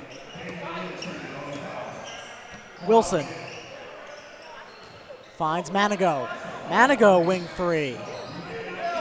Shots just don't seem to fall for either side here in the second half. Well, that seemed to be a bit of a settle for Danny Rumph. I feel like they could have gotten a much better shot. It was kind of a one-pass three-pointer there. Could have got it down to one, but now it's a three-point swing, down 5. Tip in from Hall makes it 55-50. Only 4 points have been scored for Blue Magic this half. Follow-up rebound by Manigo. And back to a single possession game, 55-52, a close one here. 2:38 left to go in the third. It's pretty evident that Harrell's exit has blew off a lot of steam for Blue Magic. Their offense is still rolling a little bit with that finish. That was DJ Newbill. This one is stolen by Khalif Wyatt, stolen right back by Givens. Feeds his teammate Jaleel Myers. Hot potato there. And it's 57-54. 2:14 left to go on the clock. Back and forth seesaw of the game here in this third quarter. Again, way short there from Newbill. Here's Wilson a tie. for the tie. A little bit long.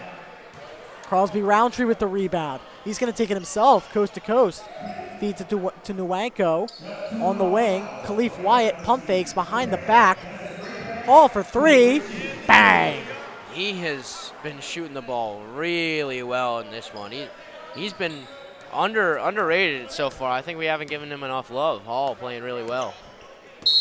Big statement made by that three there, 60-54, 6-point lead as we take a look at our replay before we go to break. Khalif Wyatt with the nice, accurate behind the back pass, I may add, right on the money, and Hall cashes it in. This game, again, is sponsored by Athletic Brewing Co. Athletic Brewing Co. is your sponsor for tonight's games on SFBN. Timeout on the floor. We'll take a quick break, but don't go anywhere. You're listening to Brotherly Love Pro-Am Summer League Basketball on SFBN.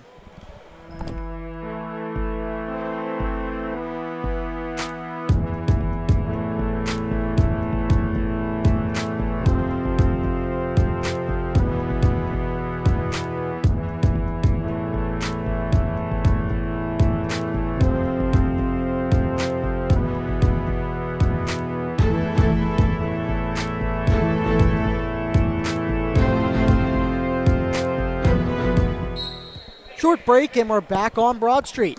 60-54, 1:33 on the clock. Wilson resumes play. Top of the arc. Wilson, dribble move. Makes a move to his right. Baby floater, no good. Rebound. Givens, up and one. I think we got to get a count on Givens' rebounds, or just simple gritty playmaking by him. He's been there in the mix on every single play, it seems like. He's always got his hands on the ball, always finds a way to make a play. Givens, wow. Givens has stepped up big time tonight for Danny Rumph. He has a chance for one more at the line, make it 60-57. With the clock stopped too, could make it a three-point game a whole minute to go. I mean, Danny Rumph could find themselves with a lead at the end of this third quarter after being down 13 at halftime, Ben. Got 57 seconds left on the clock in our third quarter. Almost a turnover. Another one. Another turnover for Blue Magic. Wilson makes a move, and that's blocked. Follow-up opportunity, though, by Jaleel Myers is good to go. A really nice block there. I thought it maybe could have been the cylinder for a goaltend, but it wasn't called. But it didn't matter because three Danny Rumph guys were right there for the follow-up. Nwanko misses the shot. And here could be a lead, folks. For the lead, Myers up and under. There it is. 61-60. And the lead from Blue Magic is gone. Kiss it goodbye. Blue Magic has lost all their magic in this third quarter. 10 seconds left on the clock. You need a good shot right here for Blue Magic. Got to end it off hot. Wyatt to Hall. He goes up, draws contact. We got 2.3 on the clock. Ignore what it says on our scoreboard. We'll reset it. But that's exactly what you need to do if you're Blue Magic. That's a great play by Hall. You don't want to settle for a step-back three, a corner three, just a low-percentage shot. He took things into his own hands, went to the rim, and got fouled. Missed the first one, but still a really good play by him. Yeah, as you just said, through our replay, he missed the first one. Then second one's good, so it's a tie game here. 2.3 on the clock. Deep three. Ooh, just hits the rim and goes out. So after three, Blue Magic 61, Danny Rumph 61. All knotted up here at Ben Franklin High School. We'll be back on the Sports Fan Base Network after this.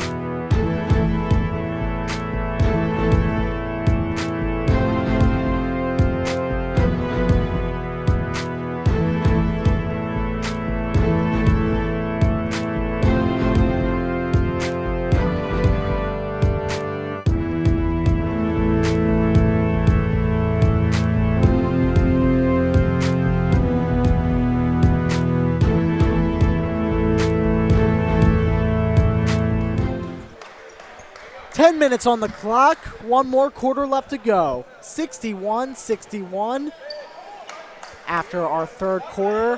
Ben Hoyt here with James Urban. And James, this has been a terrific 3 quarters of play. Oh, absolutely terrific, high-level basketball. And we're seeing a continuous pattern in this Pro-Am, big leads being cut down. And that's what we've seen with Blue Magic. Had a 13-point lead at half, and now it's just a tie game entering the fourth. Wow, what a move. Little bit of chaos. Great shimmy there from Hall. He'll kick it back out to him. Step back.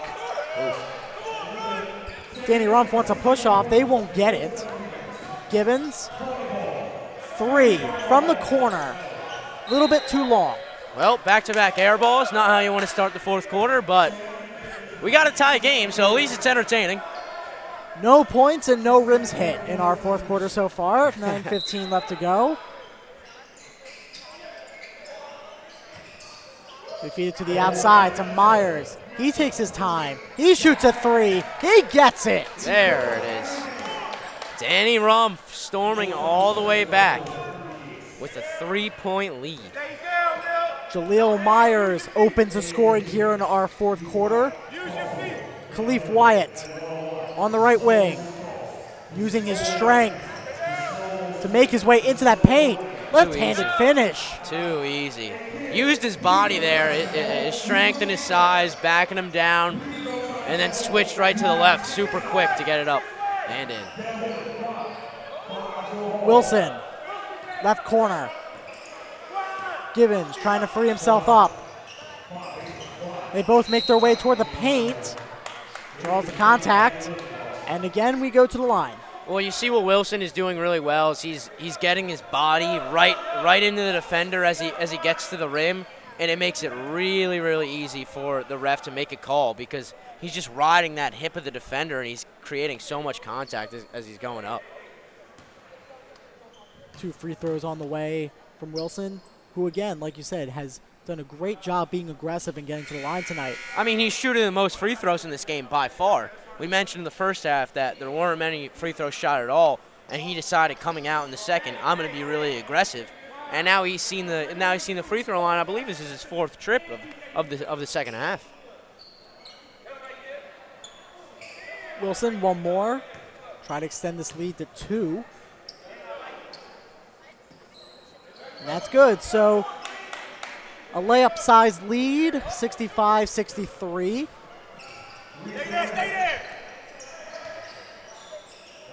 Kicks out. Newbill. He's doubled. Now one-on-one. Newbill. 3. Up. Nwanko hits back rim. Nwanko's gone silent since those opening jumpers in the first quarter. Danny Rumph, their squad is hustling. No good. Rebounded by, again, the Nova Nation alum, Demir Crosby-Roundtree. I think they got to get it to him down low, get an easy bucket soon. The threes aren't really falling right now for them. I think you definitely got to get into the paint. Wilson slows this game down with 6:36 left to go. Again, after the 4-minute mark, we're going to have an Elam ending today. So whoever's leading, add that score by 8. And we'll have our target score for tonight's game. Wilson draws the contact and gets it to fall. Mike Wilson with a super acrobatic play. Let's take a look at the replay. What a move. Shifting back to the left, the spin. He gets held up. It looked like he got a lot of ball, the defender did, but nonetheless, he got it up and in. I mean, just a very unlikely shot that was going to fall, but Mike Wilson has just been amazing in the second half. It was Givens, and now it's Wilson. Wilson's aggressiveness has been paying off. Last 2 trips to the line have been a great success for Danny Rumph's squad. Yep. 68-63, now a 5-point lead in favor of Danny Rumph. And you see Danny Rumph, they're playing great on-ball defense. That is just an amazing move by Newbill. Newbill will get an and one of his own as we take a look at our replay. What do you see here from Newbill? I mean, I was just about to say that this was amazing defense. He was really up in him, and he still got by him. Newbill showing why he was just an amazing college basketball player. And he's getting in the line to complete the three-point play. And, of course, for my Penn State Nittany Lions, where I go to school. But I think Blue Magic, they have to match the intensity on defense. They're making it way too easy for Mike Wilson. He's been playing this entire second half, hasn't gotten one breather, and he's still just running the show out here. Blue Magic has to press him like they do Sam Sessoms on Lewis Leonard from half court just to make things a little bit more difficult. Question, where did Sam Sessoms go? All right, Penn State. All right, exactly. 68-66, 4:37 left to go. Wilson brings it up to the post. Here's Manigo. Spin move. Feeds inside. They look for the jam, and the foul's called. Oh, my. All right, we got to look at this again. Isaiah Gaines trying to put somebody on a poster. Almost did it. Would have been bad news for Crosby Roundtree, but he's still getting 2 free throws, which is where Danny Rumph has lived this entire half. They have gotten to the line with ease. Yeah, if he made that poster, that was going on SportsCenter. No doubt. Yeah. We would have to send that clip immediately over. I would hate to have to do it to the Wildcat, who I really love, but the content is content. Absolutely. We're under the 4-minute mark, by the way. They look back door. Next stoppage, we will have the Elam ending. 70-66 is a 4-point game. Can they extend it? They draw the contact. No fouls called. Gaines, follow-up opportunity is successful. The no foul call was a good call, though. He played absolutely straight up, kept his arms in the air, and it is not looking too hot for Blue Magic right now. Blue Magic is losing control of this game. Wilson, as they'll call timeout, and we'll get our target score. I believe it's going to be 80. And our ref tells us it is indeed going to be 80. So 8 more points for Danny Rumph to win this game. We'll be right back on SFBN.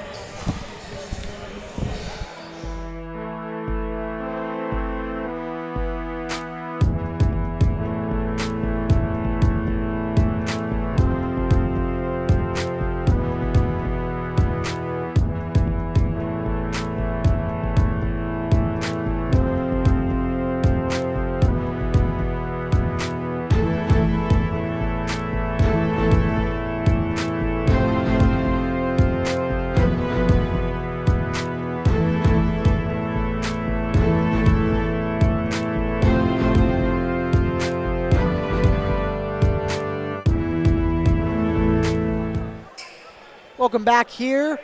Brotherly Love Pro-Am Summer League Basketball. Night number 2 of this week is almost under wraps, 72-66. And just a recap of what happened so far. Montrezl Harrell was the star of the night early on. Unfortunately, sustained a knee injury that kept him out of the rest of this game. And Blue Magic has since choked a 10-plus point lead. Yeah, they've choked it pretty badly. But Crosby Roundtree is going the other way. Still just a 4-point game with the target score being 80. Both of these teams are in this thing. Crosby Roundtree threw that down with authority. Gaines on the wing. 2-point jumper from the post. On the floor. That foul is called on Blue Magic. And Ben, I was going to say this actually right after the timeout, but I wasn't able to get it in. Danny Rumph's team, they had all the momentum, decided to take that timeout, and then Blue Magic just went the other way and got an easy 2. Maybe seems a little bit lost momentum there. They still have a 4-point lead, but I think they really could have saved that timeout and kept it going. Mike Wilson had the ball, and it looked like he was about to do something to extend the lead a little bit more. But I still think Danny Rumph has control. Givens in the left post. Feeds it to Gaines beyond the arc. That's stolen. Maybe not. Duran. An athletic finish of his own. No, he can't get it to go. That would have been a real big swing if he got that one to fall. And one, but he's still getting 2 free throws and can cut this just back down to 2, which basically almost makes it a tie game, and it's a race to 80. This is really anybody's, and Blue Magic can forget about their blown lead if they can get this a tie game. Just a little bit too much strength on that layup there. First run, one from Duran. Again, too much strength. In and out. Yeah, you'd like to have these ones. Race to 80, every point matters, so definitely going to want this one to fall. You can bring it to a single possession game here. This gym is quiet as he sinks this free throw. Everyone super intently focused on this finish here. I expect Givens to take this one into his own hands.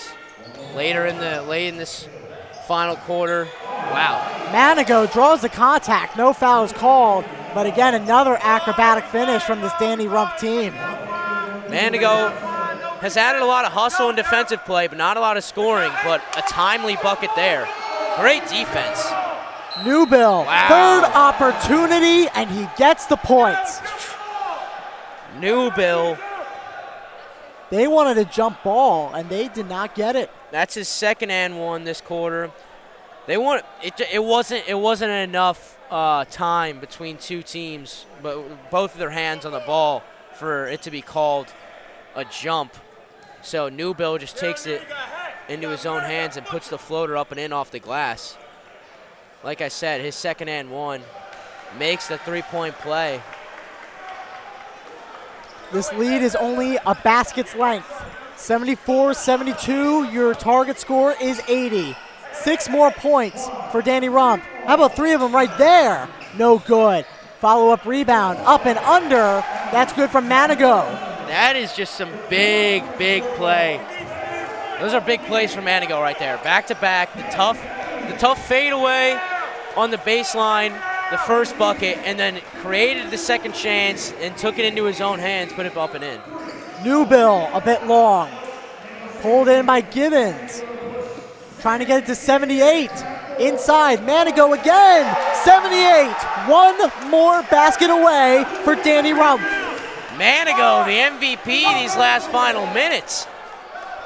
6 points in a huge stretch in the race to 80. They're just 2 points away. Hall, off-balance 3. Air ball, and foul is called, and Sammy Givens is irate. Sammy Givens is upset, but I think I saw a touch on the elbow there. Let's check the replay. I believe I did see a touch on the elbow.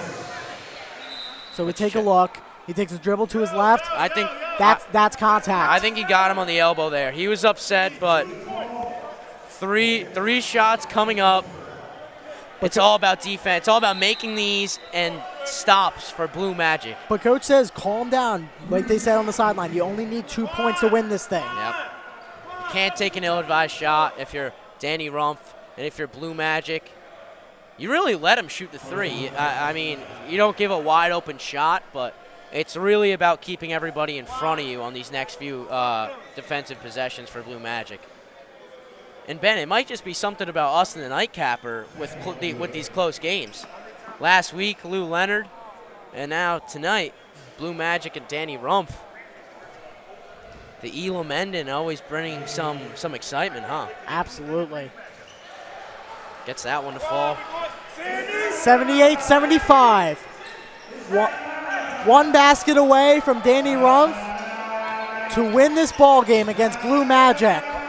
Wilson steps back, dribbles, moves inside. Great defense. Block, second chance opportunity, ball game.